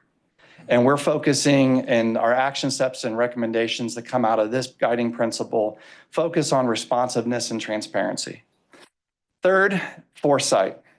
We know foresight is having a strong understanding and awareness of our past, but also being present and aware of what our current environment is, literally and figuratively, and then being able to have foresight of being able to somewhat accurately predict future. And that's what this is also. This acknowledges the rapid growth that Durham is facing in this region. It focuses on understanding growth trends for our current and future needs. The fourth guiding principle is Bull City Great. To provide such meaningful and diverse programs and services at a high quality requires a ton of work and a ton of coordination. So this principle really focuses on having critical development opportunities for our team members, regardless of their job title. It's also making sure we have the technological resources that allow us to do our jobs the best. And it's also about more efficient ways to elevate our maintenance operations. And finally, the fifth guiding principle is stewardship. This focuses on leveraging our parks and green infrastructure to improve the health and wellness of our community. And remember, health and wellness, that's physical, that's social, and that's mental wellness. And how we do that through whether it's our programs or activities, or maybe it's improving the air quality because of more park space and green space. But it's the second part of stewardship is also to improve our environment, whether it's the design and construction of new facilities or parks themselves that help mitigate stormwater runoff or help to mitigate soil contamination or help with air quality or frankly, just help our ecosystems. So those are our 5 guiding principles that developed after all this work was put together. Now, these principles serve as our compass. While using this plan as our map, so having a compass and a map together helps us decide and helps inform us in the direction that we need to take together into the future. So if we use this compass, which is our guiding principles, and we have this map, which is this comprehensive plan, there's something we can do. And that is we can create fun, enriching, inclusive programs, experiences, and spaces to build a safer, happier, and healthier Bull City. Please raise your hand if you're down with that. Okay, so I want to say it again. We do this, create fun, enriching, inclusive programs, experiences, and spaces to build a safer, happier, and healthier Bull City. That's our mission. That's our department's mission. And doing this kind of work and having these guiding principles help us achieve that mission. So now you know what's in front of you and the resources that you have, and you know the what, why, and the how this came together. Austin's going to go through some of the chapters. Remember, you have also access to a full plan, and you'll also see that there are recommendations and action steps. So I think somebody earlier today mentioned it'd be nice to have a list to understand of what we're looking at, so that you'll have that today. So at the conclusion of this, McAdams had identified or made some recommendations and action steps to consider implementing over the next 2 years. We want your feedback. We want your input. We want your recommendations. We want your direction, adjustments for those that we're going to provide today to tell us, are we going in the right direction?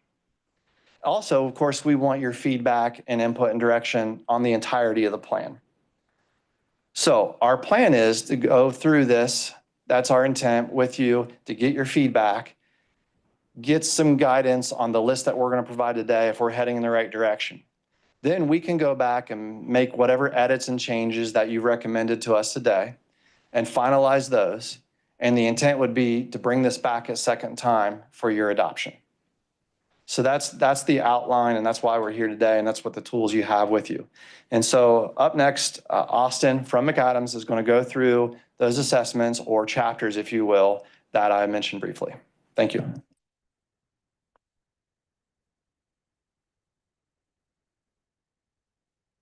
Hello, good afternoon. Thank you, Mayor and council members, for taking the time today, and thanks, Wade, for the perfect introduction for this plan. Before I get started, I just want to say we do a lot of these park system plans at McAdams. We often like to say that the quality of them is really a direct reflection of the quality of the department that we're doing them for. And part of what makes this plan so great is the DPR team. They've been wonderful to work with. They've been invaluable sources of information for us as we've tried to complete this plan. And I just really want to compliment not only Wade, but the entire staff who we've worked with throughout completing this plan. Thank you. So before we talk about the technical assessments, I want to highlight community engagement because I know that you all really value that. And it's such an important part when we're doing a 10-year plan like this to make sure that it's rooted in what the community wants, what they feel like they need. Okay, great. So as part of the comprehensive planning process, we've been doing engagement now for over a year and a half along different portions of the project. We've had touch points with over 2,050 individuals in the community, and we've done that in a variety of ways, and that was very intentional at the outset of this project. We talked about how important it was to engage with people in a variety of ways. Obviously, people are more comfortable with in-person engagement where they can talk to staff, and other people are more interested in doing surveys where they can really sit down and think about things and provide their feedback that way. We also were very intentional for all of our engagement events to provide Spanish language translation, and those numbers are folded into the numbers you see on the screen. At a high level, feedback from the community, Wade's already alluded to this, the quality of parks were the overwhelming majority of our respondents rated them good or excellent. An overwhelming majority said that parks are important to the quality of life in Durham. A majority are supportive or very supportive of paying additional tax to improve parks. On average, 65% say their biggest priority is to update and maintain existing parks and facilities within the city. We like to always ask as part of these process, what's your biggest barrier to participating in DPR programs, or what's your biggest barrier to going to a DPR park or facility? And the issue that rose to the top here is awareness of offerings. And to just contextualize that, that's something we hear all the time in this field. You know, developing ways to effectively reach the community, that evolves every day. The community's changing every day. So this is something that DPR, I think, actually does really well. And we have some recommendations that talk about how to continue elevating the way that they're reaching the community. And finally, one of the things that we heard in all venues, scientific survey, online surveys, focus groups, in-person engagement, was consistent demand for more field space. That's something that's very important to the community. And we have some recommendations in here to address that. All right, so the next portion of this presentation focuses on, as Wade said, some of the technical assessments completed during the planning process. These technical assessments are really intended to be look under the hood, if you will, of the department and its system to understand what it's been doing and where it needs support moving forward. As Wade mentioned, there were 9 assessments completed as part of the comprehensive plan. All of those are in the planning document in front of you, and this presentation is just a summary of those. The first assessment is the demographics and trends. This assessment is really valuable. It's usually the first one we do. It gives us an understanding of what the community looks like demographically. What population is DPR charged with serving?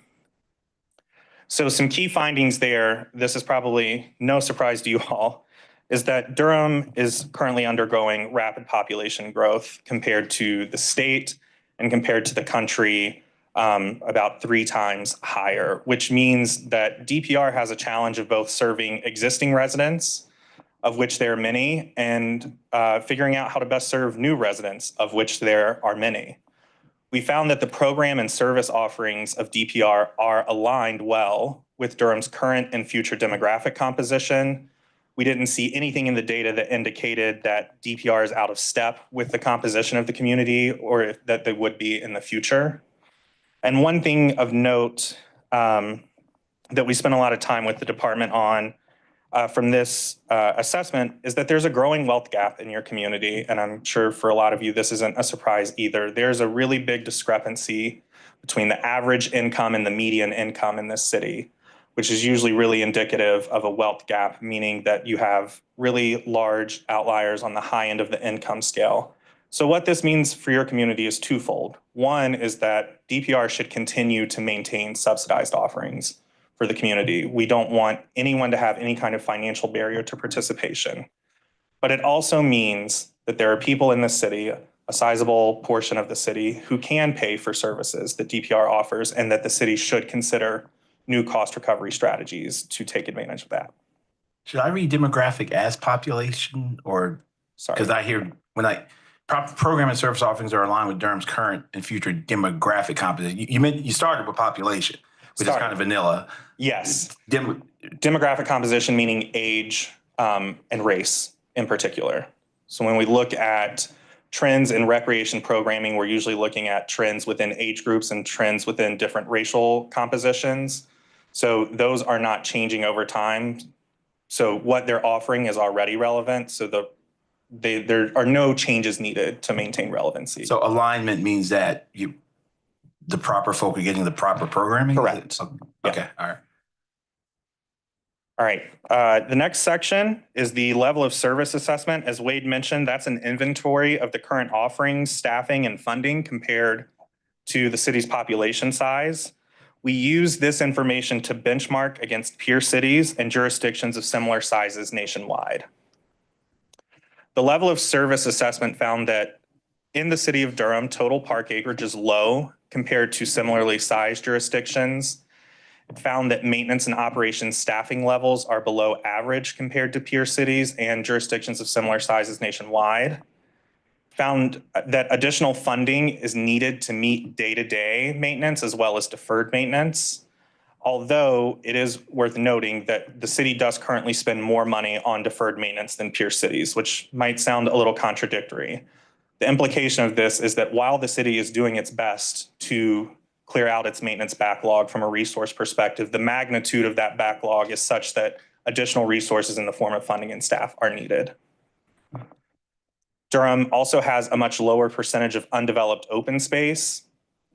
It does, however, provide significantly more programs than peers, both the peer cities and peers nationwide, and 96% of those programs are free, which is significantly higher than most peers. The median cost recovery among peers is 18% and Durham's is 7%. On that open space measure, is that Durham City or county? It's Durham City. Okay. Yep. That's a good question. The next part of this assessment is looking at growth trends. And there's two indicators that we use to do that. And the goal here is to understand where growth is happening. We know it's happening rapidly, but knowing geographically where it's taking place can give the department two key pieces of information. One, if they're looking to expand into the future, where is the most strategic place to do that based on growth patterns? The other key piece of information is these growth centers are close to existing parks. It's good for them to know that those parks are likely going to have an influx of new users who may need different things or may need more space. The growth trends analysis found that there's heavy rezoning activity along the southern and southeastern edge of the city, and that there's heavy annexation activity along the eastern and northeastern edge of the city. So this slide has on the left a map of rezoning case intensity. So this is about the number of cases. It's a heat map of number of cases across the city. The map on the right is a similar map. It's just looking at annexation cases. So again, as you can see, rezonings really heavily concentrated on the southern and southeastern edge, annexations on the northern and northeastern edge of the city. As part of the growth trends, we also look at access. So this analysis found that generally parks are well distributed across the city. However, some improvement is needed when it comes to access for low income and non-white residents. The assessment found that high income residents have lower access to parks than low income residents. This is due to the nature of development in the city. So if you think about neighborhoods, higher income neighborhoods, they tend to be towards the edge of the city. They tend to be built on larger tracts of land, larger lots. They're further away from existing city resources. They don't have as much access to transit. It takes them longer to get places. So that is why that metric exists. Residents of multiple races and Hispanic origin have less park space per person relative to the city median. And neighborhoods of color have greater park space per person relative to the city median, but considerably less park space per person than white residents. For capital and land acquisition, Durham is spending less than half of peer cities at a per capita level. All right, The next assessment is the parks assessment. This gives the planning team an opportunity to visit parks and facilities throughout the system. The goal is to identify common themes that the department can address in its parks and facilities moving forward. As part of this, myself, a few other members of our firm went out with city staff, including planning staff as well as maintenance staff, to I think 32 sites. We used a rating system that addresses both physical conditions. So what is the physical condition of playgrounds, bathrooms, other pieces of infrastructure, as well as human experience? How does a space feel? Is it welcoming? When I get there, do I know how to get around? Do I feel safe? And 4 key themes emerge from that parks assessment. The first is that there's an increased need for signage and wayfinding, making sure once people are in a space that they know how to navigate it, that they feel comfortable exploring and know what's available to them. Finding ways to enhance the individual character of parks, making neighborhood parks, community parks feel special and unique, but making sure that no matter where you go, if you're going to a park in the city of Durham, that you're having a high quality of experience.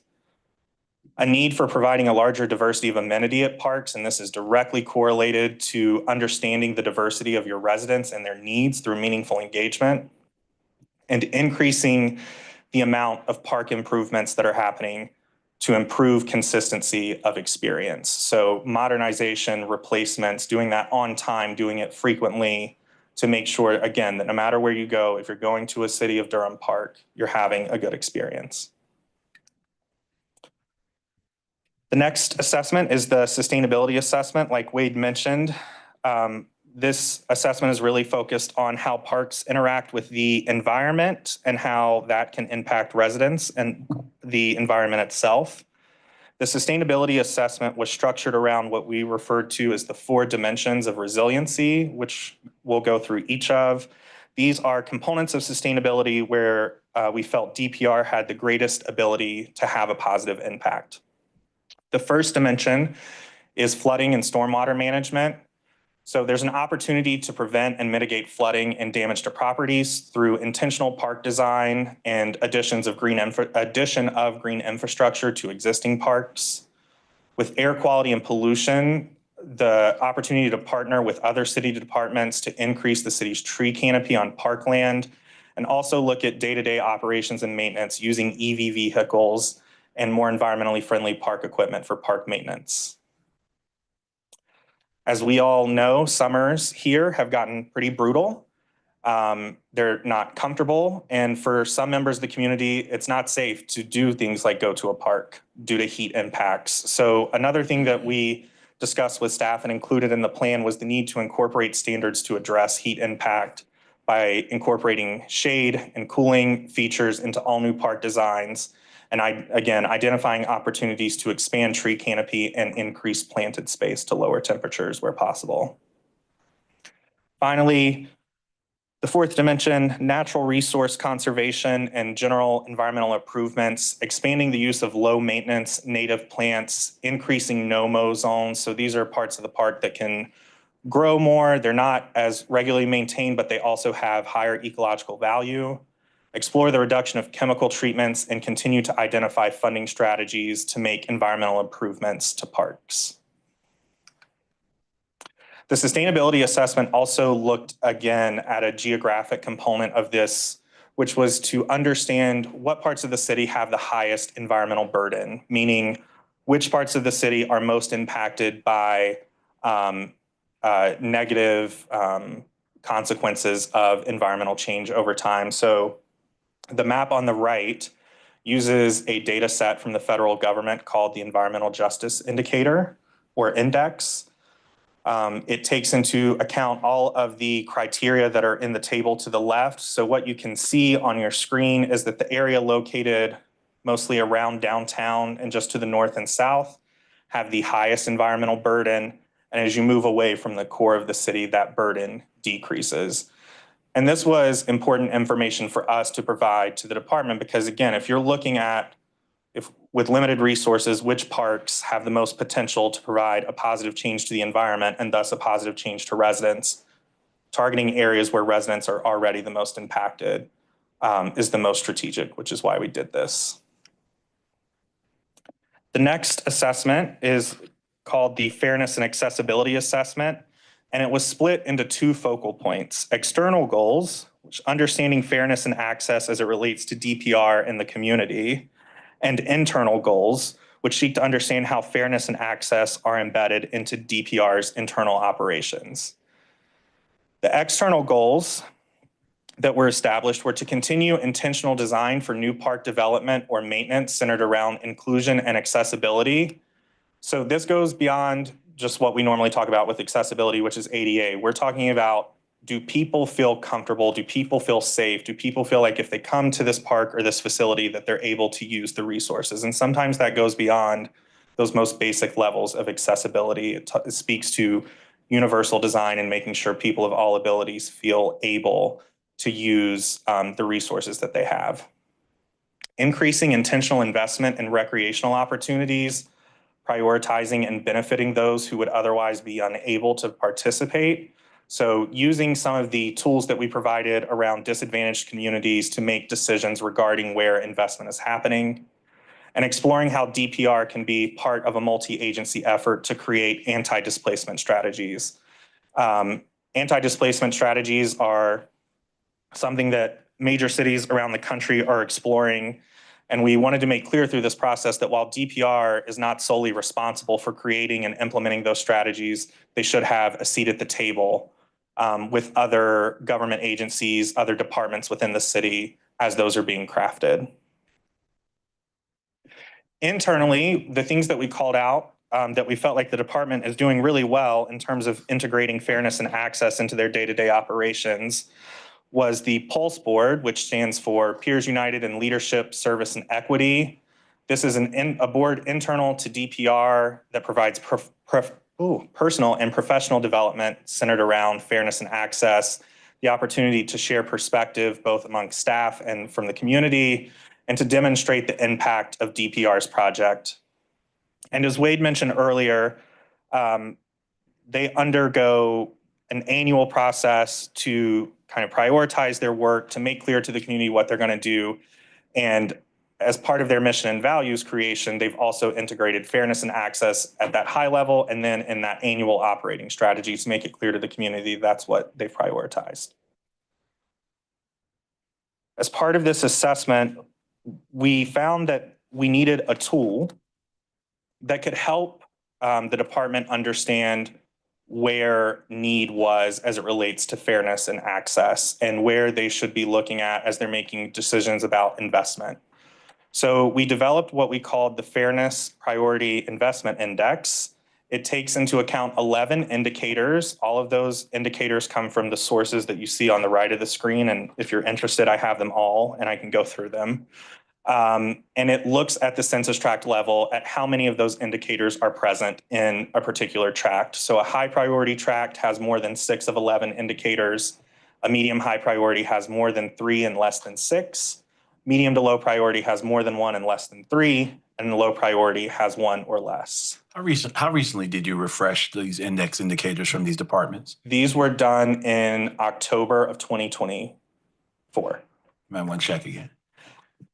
So that's a great point. All of these except for one are still available because it's census data. And it's data that agencies collect as part of their annual operating, although we have had conversations that it may not be feasible to update this often if those data sources are taken. Right, I agree. Yeah. But census data is not necessarily prescriptive. No, it's not. Okay. Yeah. So on your screen is a map that shows the equity or the fairness priority index. So the map on the left and the right are the same. The difference is the one on the right just has the current park system overlaid on it. The areas in dark blue are your high priority. The lighter blue is medium high, and the blue-green is a medium to low priority. Doesn't look all that different from a lot of the other vulnerability index maps that we did. High priority areas are centered around downtown, just north and south of downtown, and then along the Alston 55 corridor and the Roxborough Street corridor. Can you say what's you mentioned the Sure. source of those indicators, but what like are we talking like poverty rate, income level? Yes. Like, what are the indicators? Yeah, so the indicators are the poverty index, which is maintained by Housing and Urban Development, racially or ethnically concentrated areas of poverty, high percentage of non-white population, high percentage of population with a high school diploma or without a high school diploma, high percentage of the population with a disability, high percentage of the population without health insurance, high percentage of population without a vehicle, high population density, high percentage of population under 18, high crime rates, and a high environmental burden, which uses the same data set that I just talked about. All right, next is the program assessment. So the program assessment was intended to evaluate the relevance and the effectiveness of the programming portfolio that the department has, as well as its financial health and performance. The programming assessment, I said this earlier, worth restating, is well aligned with the community's demographics, although a common theme that came up was programming for children age 12 and older is a place that needs more focus, where there is a feeling that a need is not being met currently. From a financial perspective, I alluded to this earlier, but developing a cost recovery model that does not become a barrier for some while improving the financial health of the programming portfolio is really critical. We also identified a couple places where we felt like there were some unnecessary divisions of duties with other departments. One of those being with some programs that General Services offers that often interacts and overlaps with DPR work.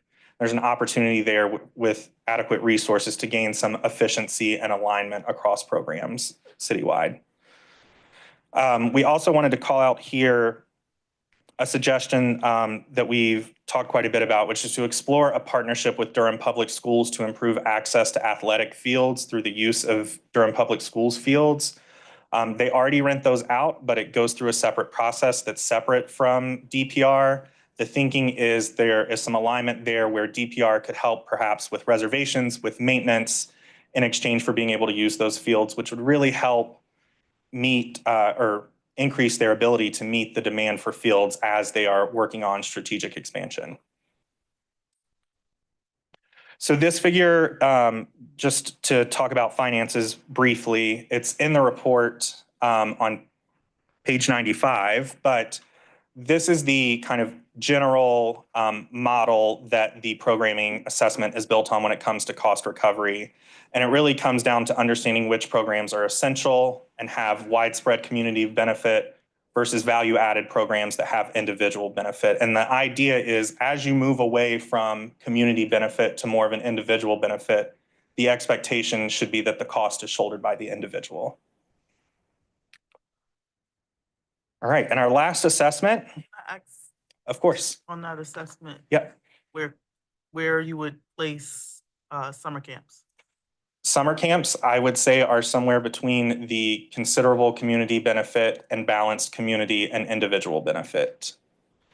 One thing that is important, though, to understand with this is that we're not saying that if someone, let's say, wants to participate in a program that would be classified as an individual benefit, but they have demonstrated need, that they should access that with little to no cost to them. That would still be in place.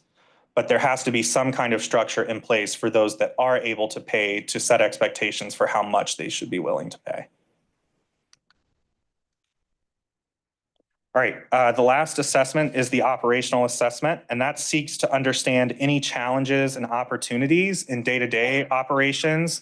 As Wade mentioned, that covered maintenance, technology, and communications. I want to spend some time on maintenance and technology. There were some salient things that came up when we were completing the plan in those areas. Looking first at maintenance, one of the biggest things we heard from maintenance staff was concerns about safety. So this ranged from, I was doing my job in a park and I witnessed something and therefore I now feel unsafe. It also captured things like I have heard of or have seen in media, things that are happening in this park that then make me hesitant or make me feel unsafe when I'm there performing those duties. So that's something that's elaborated on in the report. We have some recommendations around how to address those real and perceived safety concerns. But the other big challenge that the maintenance team is facing is just the size of the park system and the level and quality of maintenance needed. These staff are responsible for maintaining approximately 2,000 acres of land across the city. And all of that land is not very close together. It's in the northernmost part of the city. It's in the southernmost part of the city. So there are some challenges that come with that. So one is obviously resources. So changing the guidelines and increasing the half penny fund for maintenance can assist with project funding, staffing, and increasing project completion rate. There is a need for additional personnel for both day-to-day maintenance and deferred maintenance projects. And finally, we feel like an additional maintenance shop that is north of downtown to reduce travel times is really critical. What we heard from a lot of staff who are responsible for, say, maintenance at Lake Mickey is that they spend a lot of their day in the car and in traffic as opposed to at the place that they're supposed to be maintaining. So that's time that's being wasted, not by any fault of the staff, but by the nature of having to commute from the Hope Valley area all the way up. So that could really increase efficiency and also allow for better distribution of equipment and resources. Another area here that we felt like there was some unnecessary division of responsibilities was maintenance of shelters. So right now, if a shelter is in a DPR park, it's still maintained by General Services, even though the rest of the park is maintained by Durham Parks and Rec. So there was another identified area where aligning what seems like kind of a common sense alignment with the adequate resources could improve how quickly maintenance needs are met in the city. The technology assessment, just two things here. The first, obviously, fields and facilities are extremely popular in the city. And as a recommendation of this plan is to issue an RFP for new programming and facility reservation software that better meets the needs of staff. And secondly is to make sure that there is consistent high quality Wi-Fi access at recreation centers and parks. You know, all of us know that that is no longer a nice to have, it's really a need to have. And again, it's a twofold thing. One, it makes parks and facilities feel more useful to residents because they can go there and do things that they would otherwise have to do somewhere else. But it also allows those parks and facilities to accommodate a wider range of activities as well. So as Wade mentioned, at the conclusion of all of this engagement and all of these assessments, we sat down with staff to develop what we called the guiding principles. And you can think of those as the pillars of the plan. All roads lead back to the guiding principles. Okay. So the guiding principles are, the way that they're structured is such that every action item and every recommendation relates back to at least one guiding principle. So you'll notice in your backup material in the both the plan and the recommendations table that they're coded in such a way to indicate which guiding principle they're relating back to. And Wade already went through those, so I'm not going to go through them again. But I do want to talk about what Wade mentioned, which were the prioritized action steps. So there are over 100 action items in this plan, but we worked together with staff feedback on pulling out 10 to 15, we ended up doing 15 action items that we thought would be a priority over the next 2 years. And the reason we wanted to present those today is because that means you might see these coming up. So it's really, important, obviously, to get your feedback on the whole plan, but particularly on things that are going to be in front of you sooner than later. So I'll just go through these quickly. The first action item is to develop a 15-year plan to increase Durham's park acreage and number of park sites throughout the city. This plan should balance investment in high priority equity areas and new growth areas of the city that currently have little to no access. Simultaneously should focus on trail acquisition, park proffers from developers, and land acquisition opportunities. The second action item is to increase the half penny for parks allocation and use that new funding for equity-focused addressing of deferred maintenance. The third is to continue park audits with staff and community members as an engagement strategy during the planning process for major upcoming park renovations.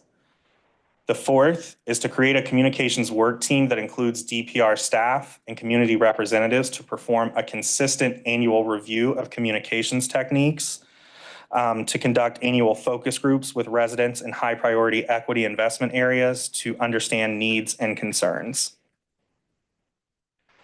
Number 5, create unique pop-up events at underutilized parks in the system to increase awareness and use of those parks. Identify partnership opportunities with third-party providers for indoor facilities until DPR has the capacity to build new indoor facilities of their own throughout the city. Identify opportunities for expansion of downtown open space, focusing on use of smaller pieces of land to create a network of green space in downtown.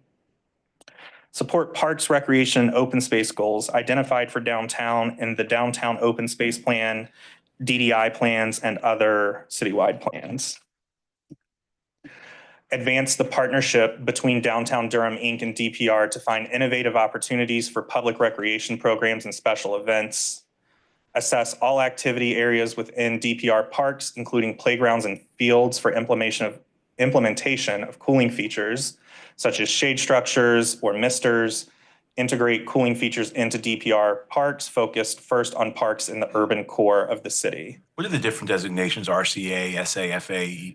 It's a great question. That was what I was talking about, the link back to the guiding principles. So for example, FA is foresight, S is stewardship, RCA is rooted in the community. Thank you. Yeah, no worries.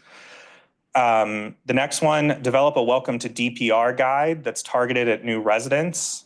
Establish a park ambassador pilot program to increase community investment in parks and improve safety. Expand the offerings of outdoor movies and concerts in parks throughout the city. This relates back to the scientific survey where outdoor movies and concerts, number 1 amenity need identified. Develop an additional maintenance shop north of downtown that can cover parks on the north side of the city. And finally, establish a pricing policy for revenue producing sport fields to create enough revenue to keep the sport fields in a quality of condition needed for league games and tournaments across the city. So that is, again, a summary of the assessments, a summary of the prioritized action items. That is by no means all of them. I'm here, Wade's here to answer any questions or comments that you may have. Exciting, excellent presentation. Councilman McGovern, did you want to champ at the bit? Colleagues? Councilman Baker? Thanks so much. I like to focus on the content, but I would just say it's a beautiful plan. It's a beautiful document. Thank you. It's artistic. We try. Which there's something to be said for that. It makes it very accessible. Like I want to open it up and look back through it. And then that aside, there's tons of great analysis. This is like a comprehensive plan. Like forget about the park stuff. I mean, there's history and everything. It's really fun to read. You've got W.B. Du Bois in there, which is great. Lots of great information. I'm really excited about the anti-displacement. Just the thinking that there is some thinking around anti-displacement and something that's come up in our conversations as we talk about making major public investments in things that make places better, and obviously will spur speculation and make land more expensive. Some of the data points were almost shocking to see. The amount of parkland, in Durham compared to some of our peers, particularly Greensboro. Yeah. That's almost shocking. The amount of parkland that Greensboro has, we're almost a fifth of them. How did they get so much parkland? So it's twofold. One is the cost of land. The Parks and Recreation Department in Greensboro can make their dollar go further than you can as the city of Durham. So I think that's part of it. Two is the amount of land banking that a lot of these peer cities are doing. So there's a specific call out for undeveloped land or open space, and that's typically a direct result of land banking. So that's cities holding that land, anticipating the need to develop it into a park in the future. And that's what some cities have done just as an ongoing strategy, in addition to maintaining what they currently have or actively redeveloping, is pocketing that land as it becomes available and when it's cheap. Cool. Yeah. And one thing, one of the other data points, that you raised earlier, and something that I think, Durham should just should just shout it out and be so proud of it is the investment we make in programming and free programming. I mean, I don't want us to depart from that, even though it's a lot of money. It's an investment. But I think that speaks to this community and caring about human beings and people and kids. And that's something that we should be very proud of and continue. Well, I started my career as a little 23-year-old as a development review planner in the socialist utopia of Texas. And we require developers, whenever they reached, their development reached 100 housing units, they had to construct a park, 1 acre park. If it was 123 units, they had to construct a 1.23 acre park or 1.23 acres of park land. Right.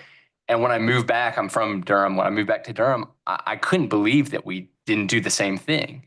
That that developments come in, and there has been, we've grown by 10 square miles in the past 5 years. There's been no requirements for parkland. Then you can see that borne out in the maps. When I talk to, honestly, most, not all developers are interested in it. I talked to residents who are frustrated with some of the HOA fees that they have to pay and the maintenance companies and that privatized land that's within some of their neighborhoods that they have to pay to maintain, and adds to the housing costs. And also the standards, there aren't standards for some of the facilities that are created within the HOA open lands. That would otherwise be required in parks. And I've talked to a decent number of sort of mid-level staff who are like, yeah, we wish we were just getting these kind of free parks dedicated in all of these new developments. And so I did see, and you just mentioned in the actions, starting to do that. Right.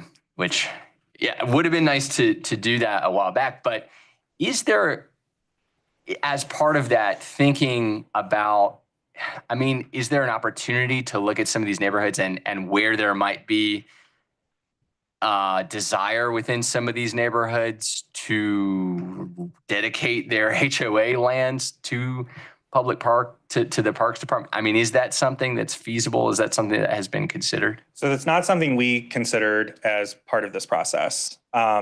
Whether or not it's ultimately feasible, we were very careful when constructing recommendations around this because of how restrictive state law is about what you can ask of the development community in terms of land proffers or fee in lieu. What I do think, is possible is if this land is being offered to the city, DPR has a newer land acquisition policy and guidelines that they can use to evaluate how useful it is. One thing that we've seen in other communities where developers do often provide, or more often provide the land that they do in Durham, is that the land is not, while it is allocated for parks and recreation, is not in the most useful place. So there will be a greenway running in front of this development, and they put a tot lot at the back of their 1,000-acre development that's a mile away from the greenway and has like a playground on it. And that's not to say that's not useful for that community. But when we're thinking about, working with the development community, making sure that what you're getting out of that is actually useful and is actually beneficial to the system and isn't just something that is there as a feather in your cap, basically. So a long-winded way to answer your question, that wasn't something we did consider. I think it's worth investigation, but we've also talked with staff that the priority needs to be not only making sure that this land is being offered, but making sure useful land is being offered. Yeah. And that's how some of my conversation with residents have been. It's just, they put this, recreation facility or something, or like soccer goals, but it's right on a busy street and there's no fence or something like that. Yeah, or it's in the floodplain.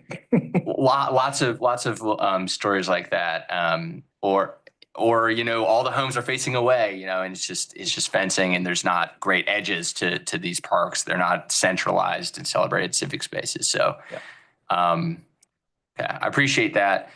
I think that's it for me for now. But again, we could be here all day. There's tons of stuff to talk about, so much content in here. And I really appreciate the work that's been done. Appreciate it. Thank you, Councilmember. Colleagues? Councilmember Rist? Yeah, thanks for the presentation. And thanks Absolutely. to Wade and the staff. I am the Recreation Advisory Committee member, and it's one of the commissions I like have the most fun on. So you all are a great group, and yeah, no, yeah, exactly. I mean, but I do want to say, and this is directed to Wade in particular.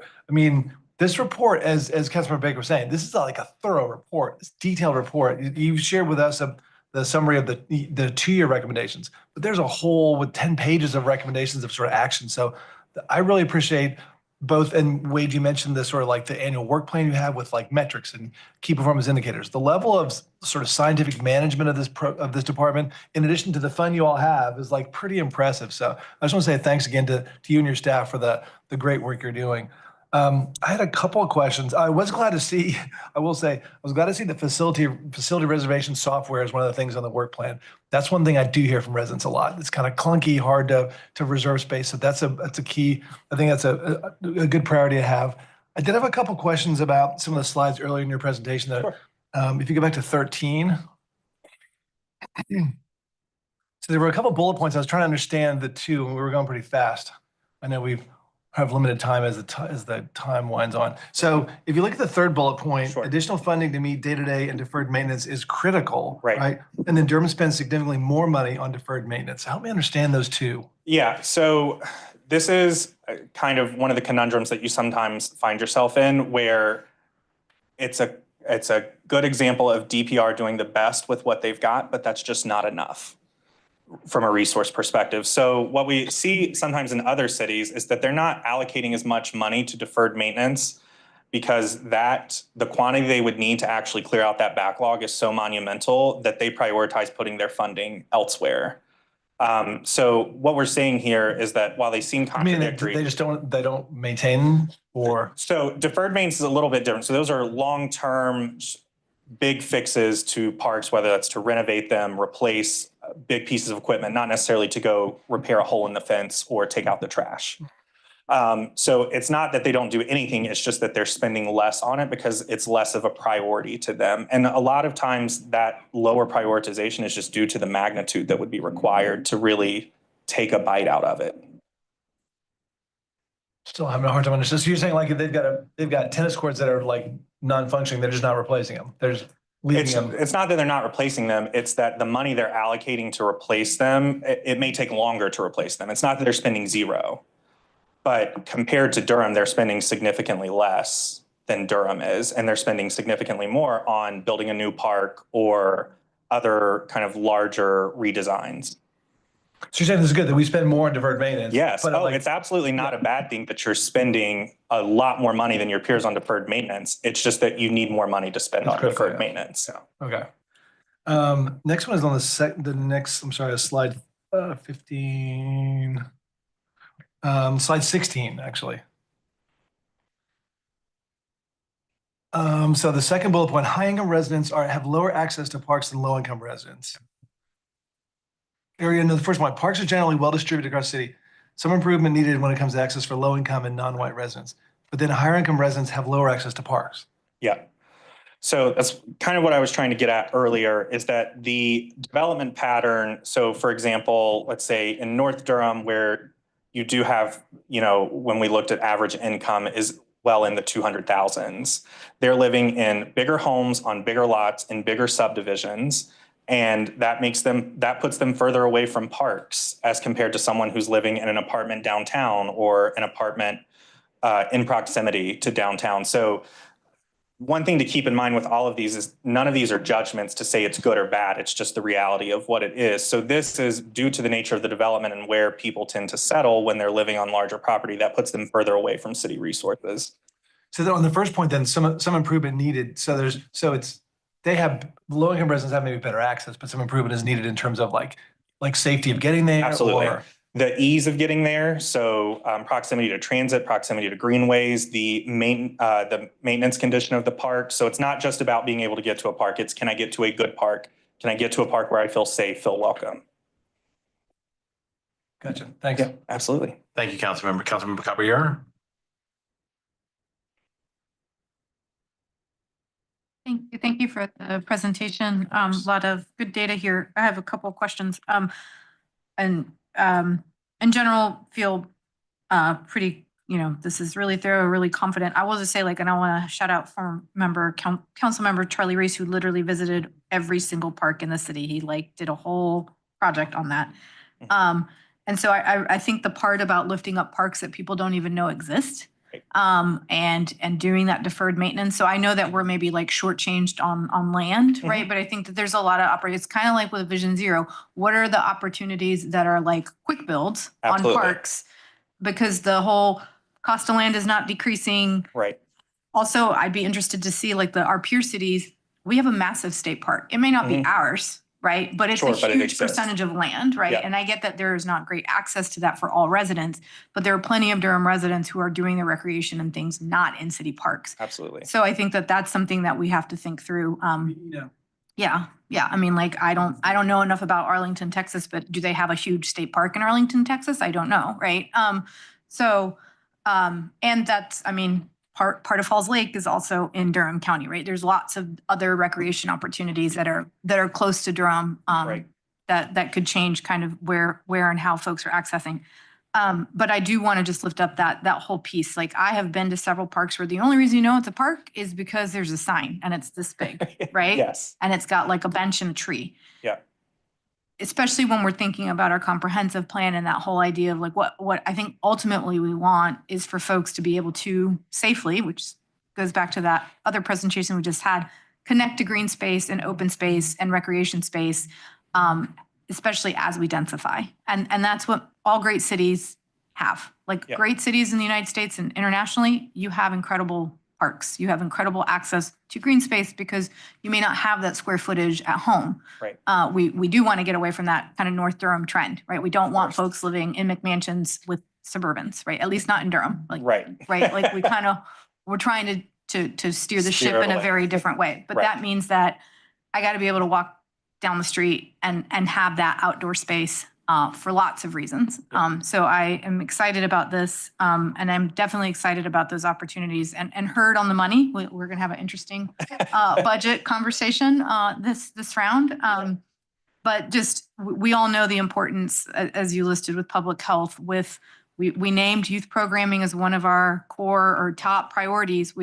It is crime prevention, right? Keeping kids busy is crime prevention. Yeah. Keeping families healthy is crime prevention. And so our parks are critically important. I'd love to hear a little bit more. Also, it's listed in here around the kind of duplication of efforts, I guess is how I'd frame it, with some of the cultural, with general services, and then one other space where it was kind of listed. And so would love to hear from Wade, that. I will also name that I did put my own Doge as a priority as a council member. So yeah, those efficiencies of who's doing what and in which department and coming back to us with clear guidance of this is where this is the best bang for our buck as we make hard choices. Thanks. Sure. I think the intent of their calling that out was just as we work with different departments throughout the city and see what everyone does and their plans, recognizing general services that has a cultural arts function. And they have an office or a division focused on that. And not speaking for them, but my understanding is part of that function is to help attract cultural events and art programs and events to the city. And I believe they have a funding source to help make that more attractive for those producers. And then when that typically happens, those event producers come to our department to work with us and the entire special event review team to get permitted to do that. And then, so maybe it's not as impactful maybe on the outside, maybe a little bit in terms of customer service and who does the person go to in which department, which our team has streamlined that a lot. But maybe it was worth exploring internally. Administrative efficiency is, what if that, whether it's a cultural arts event, whether it's a sports tourism event, or whether it's a special event or a concert or whatever, just go to one spot. Thank you. And I just want to say I'm the Durham Cultural Affairs Board liaison, and the events, and I sit on Discover Durham. So the events, special events and festivals is something I hear a lot. And so that is something that we hear a lot of complaints around. So whatever, not because anyone, but just because it is onerous, right? I have to go here, I have to go there. And so it is an important, both for community building and for culture, economic development purposes or economic impact purposes, getting that right, making that easy. And I think Durham Next is also a really good, that's another opportunity with a key stakeholder. So just want staff to hear that and know that please come ask us for those things when you need them so that we can make it a lot easier for the users of those systems so it can be more streamlined. That's all. Thank you. Thank you, Councilmember. Councilmember Cook, did you? Sure. Thank you. I'll just echo what everyone says. I'm also going to just say apologies for making you stay till the very end. No This worries. is such an interesting and so well done presentation, and the plan is amazing. Yeah, sorry to make you sit through everything else. No worries. I have a couple questions. I actually had questions on this slide as well. So while we're there, I guess I know you're saying that they're not a value statement, and I'm following that. I guess I'm just like, now I kind of have a better understanding of the first two bullets, but like now I don't understand the third and the fourth bullets. I'm having a hard time understanding residents of multiple spaces of multiple races and Hispanic origin have less park space per person. And then neighborhoods of color have greater park space per person relative to the city median, yet they have considerably less park space per person than white residents. Help me understand that, because they don't make up the majority of the city. I guess the statistics, I'm just having trouble. No worries at all. So both of those are measured relative to the city median. And then the data that we pulled this from, which is Trust for Public Land, breaks it down into several demographic indicators. So the median is for the entire city, regardless of any kind of demographic identifier. And then what it does is breaks it down into those demographic identifiers and compares it to the city as a whole. So the residents of multiple races and Hispanic origin, that's just compared again to the city median for everyone, for all residents of Durham, regardless of any kind of identifying factor. Yeah, I still, the math is just not mathing in my brain for some reason, and it might just be because I'm tired, but we have one thing that says they have less park space per person. Then it says that the neighborhoods of color have greater park space per person, but they have considerably, relative to the city median, but considerably less space per person than white residents. But my understanding of the breakdown of the population of Durham is that it is not a majority of people of color. So I'm confused on how they have greater space per person relative to the median, but then have less. I just don't really understand it. Yeah, so we can go back and look at it and maybe break it down differently. Okay. I think it could just be in how those factors are coming out, but then the neighborhoods of color component is combining multiple demographics, but others are splitting it out just by one. Okay. So we can make sure that in the plan, and also may have just not translated from the plan into That's the what I think has presentation. And happened, we'll make yeah. sure to look at that before. I think we it's bring it the back for wording, adoption. a wording issue. Yeah. Because And just include like the numbers, like what are the, what's Yeah. that? Yeah. I agree. Yeah, because I think what I think are that there are important points in there, but I am having a hard time understanding and then conversing about them. Understood. Yeah, I would love to see some numbers behind that. I do want to echo Councilmember Rist in talking about the booking software. Really glad to see that that was a priority. Wade has already heard my comments on that, and my particular actual personal use of it has been difficult. And also the Wi-Fi piece, I just like want to, you said it already, and I just want to say it again, like these are spaces that we have programming going on, we have community organizing going on, and without the access to Wi-Fi, like it makes those activities really, really difficult. Yeah. And those are like prime uses for those spaces. And so I'm really, really excited to hear that that was a priority. Absolutely. On these prioritized action steps, I have two questions. One is, are these prioritized in order of importance, or are these just the top 15? These are just the top 15. Okay. And then my second question is for Wade. Can you talk about in your budget proposals this year what you've asked for that meets these 15 priorities? Or like, obviously that's too detailed, but like kind of broadly? I can't, only because this is an outcome of about 2 years of work, and timing wise, when we were developing our budget, a lot of this data hadn't been gathered yet and was available. Now there's probably some similarities just because, but since we turned in budget information, December, a while ago, I just don't recall. So there wasn't an exact all right, now we have this. So, but this would help us inform us better come that next budget cycle. I mean, I'm assuming also some of this you already knew because this plan's been in Some the of it, yeah, works. And yeah. so there are things tailored, I imagine, in your budget request to some of these things already, not to put you on the spot, but that's what I'm assuming. I would love to, and this kind of harkens back to what we were talking about before in the Vision Zero. I do understand that we get the budget and then we have an opportunity to sort of say like, oh, these numbers, maybe I don't like this here and there, but it's hard to say without kind of understanding what requests came from the department, how they track with the goals for those departments, what things we think should be valued and not valued. Otherwise, I feel like we're just looking at money dollars and saying like, well, I don't think this amount should be here. But like without the context, it feels really hard to do that. So this is another space where I would just love to see like the requests that make it into the budget, like your assessment with how they assisted or which ones might assist in some of these. So there's a couple budget requests that are in right now that I can start to remember that are related to this and connected to what you've already heard at most recent budget retreats. So expansion of our special events programs. And so you've heard that people want movies and parks and concerts and things like that. So that was what you've heard previously. That's what's in here. And it's also in our budget requests. So that's one example. There are other examples like just broadly, if the value and dollar amount of the half penny plus how previously what our guidelines we've been operating under, we need to have that conversation with the manager and the manager's office for strategy so that we're aligned first on how we move forward with that. But there could be some similarities to what we're asking now and what's in here too, that impact the quality and the standards of our parks and our maintenance, and also speak to the safety concerns that Austin referenced about staff and going into parks and things like that.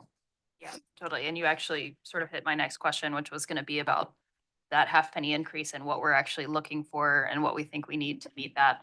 So I'm looking forward to that conversation moving forward. And Councilmember, can I address just the budget comment? So, I think actually both of these presentations today help set the table for an understanding that, by council reviewing and adopting strategies, I understand the juxtaposition with a budget you're about to adopt. But, as Wade presented up front, this is a 15-year plan. The Vision Zero, the resolution had targets for 2035 and 2045. So I absolutely, I think, we sense your enthusiasm for moving quickly on all of these.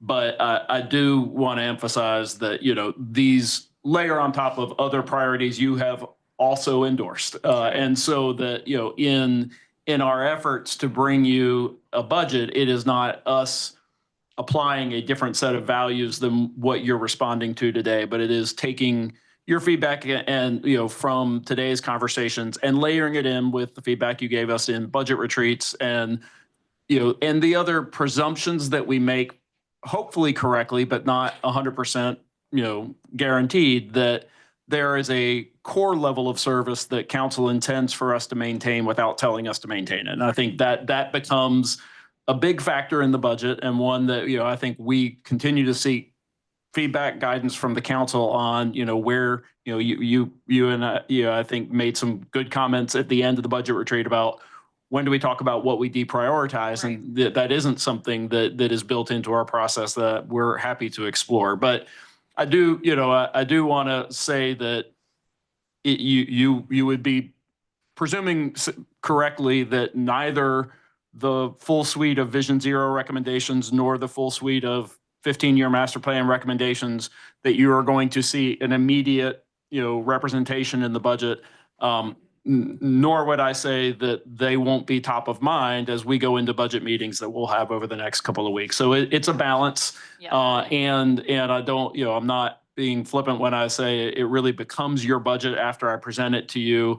I'm happy, I think for the budget staff and the departments to try and provide the context in those conversations that you're looking for. But it is a balance, and it is just a constant trade-off because of the other major priorities we've all heard and are trying to accommodate as well. Yeah, I totally understand that. I do think that context still feels important. You're hearing our feedback. We're always excited when we get presented with like innovative ideas that are going to serve the community. And then you have to sort of hear us be excited about a million things and then prioritize. And then we get them and then we also have to prioritize. And so like having the ability to sort of understand the driving factors behind the asks, how they align with the plans, and like how quickly they can be implemented and all of these things, I feel like that goes into our decision making in terms of how we prioritize and deprioritize things. So anyway, I really appreciate it. Y'all have done an excellent job here. And I think I might have a couple more questions in moving through, but I'll email y'all directly if I do. Thank you, Councilmember Freeman. Thank you. I appreciate the conversation. I do want to piggyback really heavily on Councilmember Caballero's comment and just acknowledge it with the metrics that you shared with Richmond and the others. I just want to hearken on the conversation around equity and why it's not flat, it's dynamic. Right. And so just noting when you're talking about parks and the number of parks, if you're talking about the quality of those parks, I would love to see things like whether they have buses that reach them, whether they have people with people with disability accessibility, toddler-friendly, cultural, art spaces, shade, not shade, canine, mature adult, and school-age, teenage programming. Like all of that should be included in your metrics as well. And so if you have that information, it'd be great to see it. Yeah, I'm not against this. Sorry.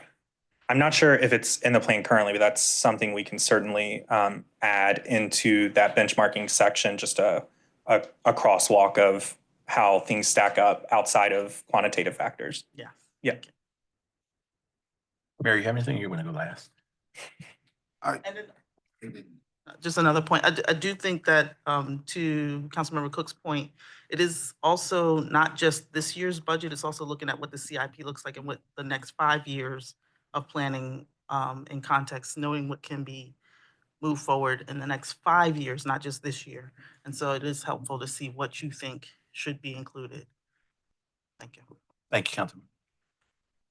Great presentation. I was just general comments. I look forward to digging deeper into this. I think that we could, I do think we have to do it differently, just how we address our parks.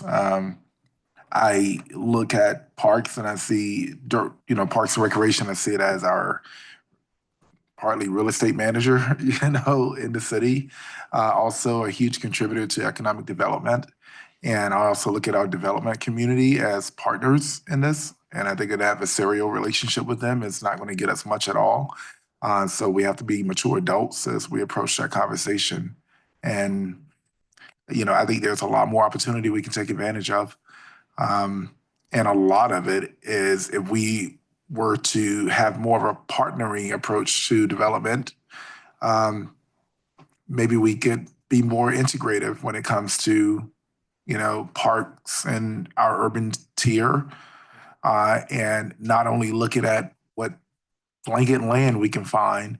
My Bloomberg Mayor's Challenge is the pocket parks, the paper streets. We have over 600, paper streets in Durham, collectively 150 acres of land that is unmanaged, unmaintained, undeveloped, and ready for, ready for something. And, I think that, I love the idea of engaging the community on this. Do we have a Adopt a Park program? Yeah. Okay. Yeah, through the foundation. Okay. Yeah. So really probably amplifying that more as well, where, that could be more of a robust program if needed. But definitely in those paper streets, if we can do the foundational work, just letting a community or neighborhood adopt those. If I don't win this $1 million, then that's something maybe we give. I did get notice that we're approaching we're one of the top projects, and if we win it, then hopefully we can get that $1 million and bolster it. So that's the news I hadn't shared with you yet. We are a strong contender right now amongst other projects across the world. So, but yeah, my whole approach to this is developers can be our partners on this. We can be more integrative in our approach to development. We don't have to look for just open, empty land. We could also look at how we can be, integrated in what's coming that's new. I also want to make sure that you guys are front and center in the conversation around closing this loop. What we can do with that. And I would love to have more conversation or either know if there's more conversation happening with our school system. Every school has a park. Every school has athletic fields. Every school has all of those things. Just because there's budget jurisdiction, there is no jurisdictional borders when it comes to the human experience. We go out and walk on the tracks sometimes, and just because we may not maintain it, just like Councilmember Caballero was saying, we have state parks. I don't know if it's in there or not. Maybe I missed it, but not just what we're responsible for, but what do we actually have as part of the human experience in Durham? Yeah, that was one of our top 15 was explore that relationship with the schools, understanding, as we all know, the field issue and how we can work together and use those more often. And you mentioned earlier, Mr. Mayor, about working with developers. There's also the opportunity to work with our corporations and businesses. Especially come April 10th from 9 a.m. to 12 p.m. is the Mayor's Corporate Challenge. So it is calling out all those businesses to come help give back and beautify the park system. RTP is a big old park, literally. So we have a lot of companies that are interested in coming downtown as well. There's a lot of opportunity here, and I hope that we're going to be mature in how we approach that conversation. Thank you. Thank you so much, colleagues. Well, alas, Councilmember Baker, I joke with my colleagues in Greensboro frequently that the reason why they have so much park space is because nobody wants to live there. Their biggest population driver, the incoming freshman classes of UNCG and A&T each year. So I'm a record. Just kidding, Greensboro. This is a great presentation. This is the first time since I've been on council that I have heard representatives from this department explicitly call for an increase to the half penny. And I'm glad about it. And maybe I'm mistaken, but I can't recall a time when any of you have come before this council and asked explicitly for an increase. My second year on council, I asked about this.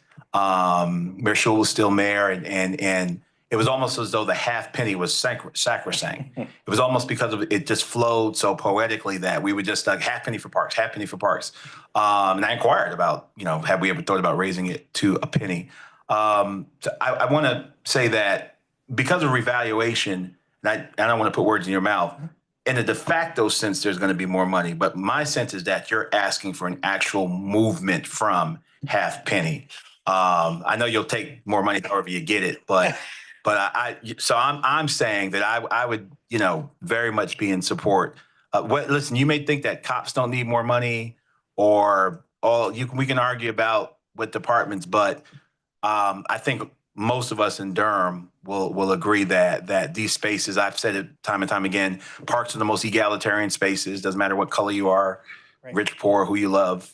Parks are for all of us in the city. So I would very much be in favor. I grew up in the inner city, and aside from having two incredible parents, it was Parks and Rec that saved my life, and the programming there, literally, that kept me from getting into some things that a whole lot of people around me got into, far smarter than me, far more capable than me, but didn't have, folk directing them to stuff that they're murals for them now back home. So this is where it's at. You want to talk about the ultimate root cause. I think our parks and the programming that go along with it are absolutely essential. So I wanted to just let you know, I'd very much be supportive, if not in this budget, to moving from the half penny to a penny. Question I asked second year since being on council. And I'm glad that you folk have full-throated asked for it. Excellent proposal, excellent plan, rather. Looking forward to its implementation over time. And providing space for all of us to live and grow and continue to become community. So thank you so much. Appreciate it. Mr. Mayor, that exhausts the presentations and the agenda. I can hand it back over to you to land us. All we need to do is settle the agenda, and then we've already taken a motion for the closed session. Yes, sir. Before they leave, I did want to just ask the question. I didn't think about it, but I know that we were talking about a dashboard before. I didn't know if there was a dashboard around this there was an HOA question on the properties that are available. I know there was one large one that was turning over to the city, and I don't know what year it is, but I know trying to keep all of that in mind and and along with the CIP, there are properties that will have to actually take maintenance over for, I know it's not just streets, it's also the parks. Is there anywhere that's documenting that? I'm not sure. I'm sorry. I'm not sure I'm following you. Help me out. There's the development and it's in, it's out east. It's a large development. They have a lot of streets and roads and sidewalks. And part of their HOA, I think it's gone defunct or what have you, but the clubhouse that they have, And Parkwood? no, it's not. Say it again? Grove Park. No. All of those are probably part of it, but it's near Brightly. But it's right behind where the Harris Teeter is, and it's huge. And I know that it's gonna come into the city's purview, and I'm not sure which year it is. Say it again. They would usually have like a huge national night out event.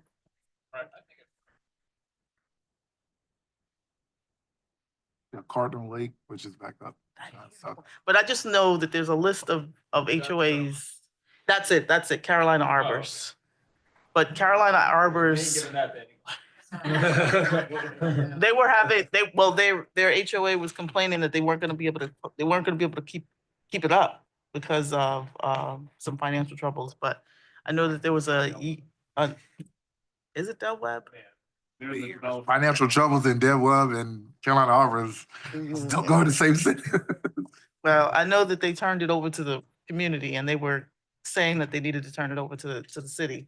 And they were concerned about the building and the streets and the roads. And so I just want to make sure we're keeping that in retrospect of all of the other conversations around what the CIP looks like. And if they're the only ones, that's great. I don't think they are. I don't know what the other ones are, but that would be helpful to know as well. That's all. Thank you for that, Councilman. This does raise an issue because this came up earlier. I think one of the priorities is like expansion of the park system over the next 15 years, right? It may be a helpful way at some point to come to the council just to share that acceptance policy that you all developed that you share with the Recreation Advisory Committee. When land becomes available after the park, in what cases do you accept one or maybe not strategically? So that'd be good to maybe share that with the council because I think that's a conversation that keeps coming up. Will do. Thank you all so much. Mr. Mayor, I yield to you. Well, I've worked really hard to manage this meeting. So I will, I'm glad we're about done now because I'm tired of facilitating the meeting. So I'll pass it over to the manager to settle the agenda. Thank you, Mayor, Mayor Pro Tem. Settling the agenda on consent, I have items 1 through 4 and Really 7 well through today. 19. And on GBA public hearing, I have item 21. Thank you. I'll entertain a motion to settle the agenda. All right, the agenda has been settled. Madam Attorney, do you mind turning that mic off while you're there? All right, and we will now execute into closed session.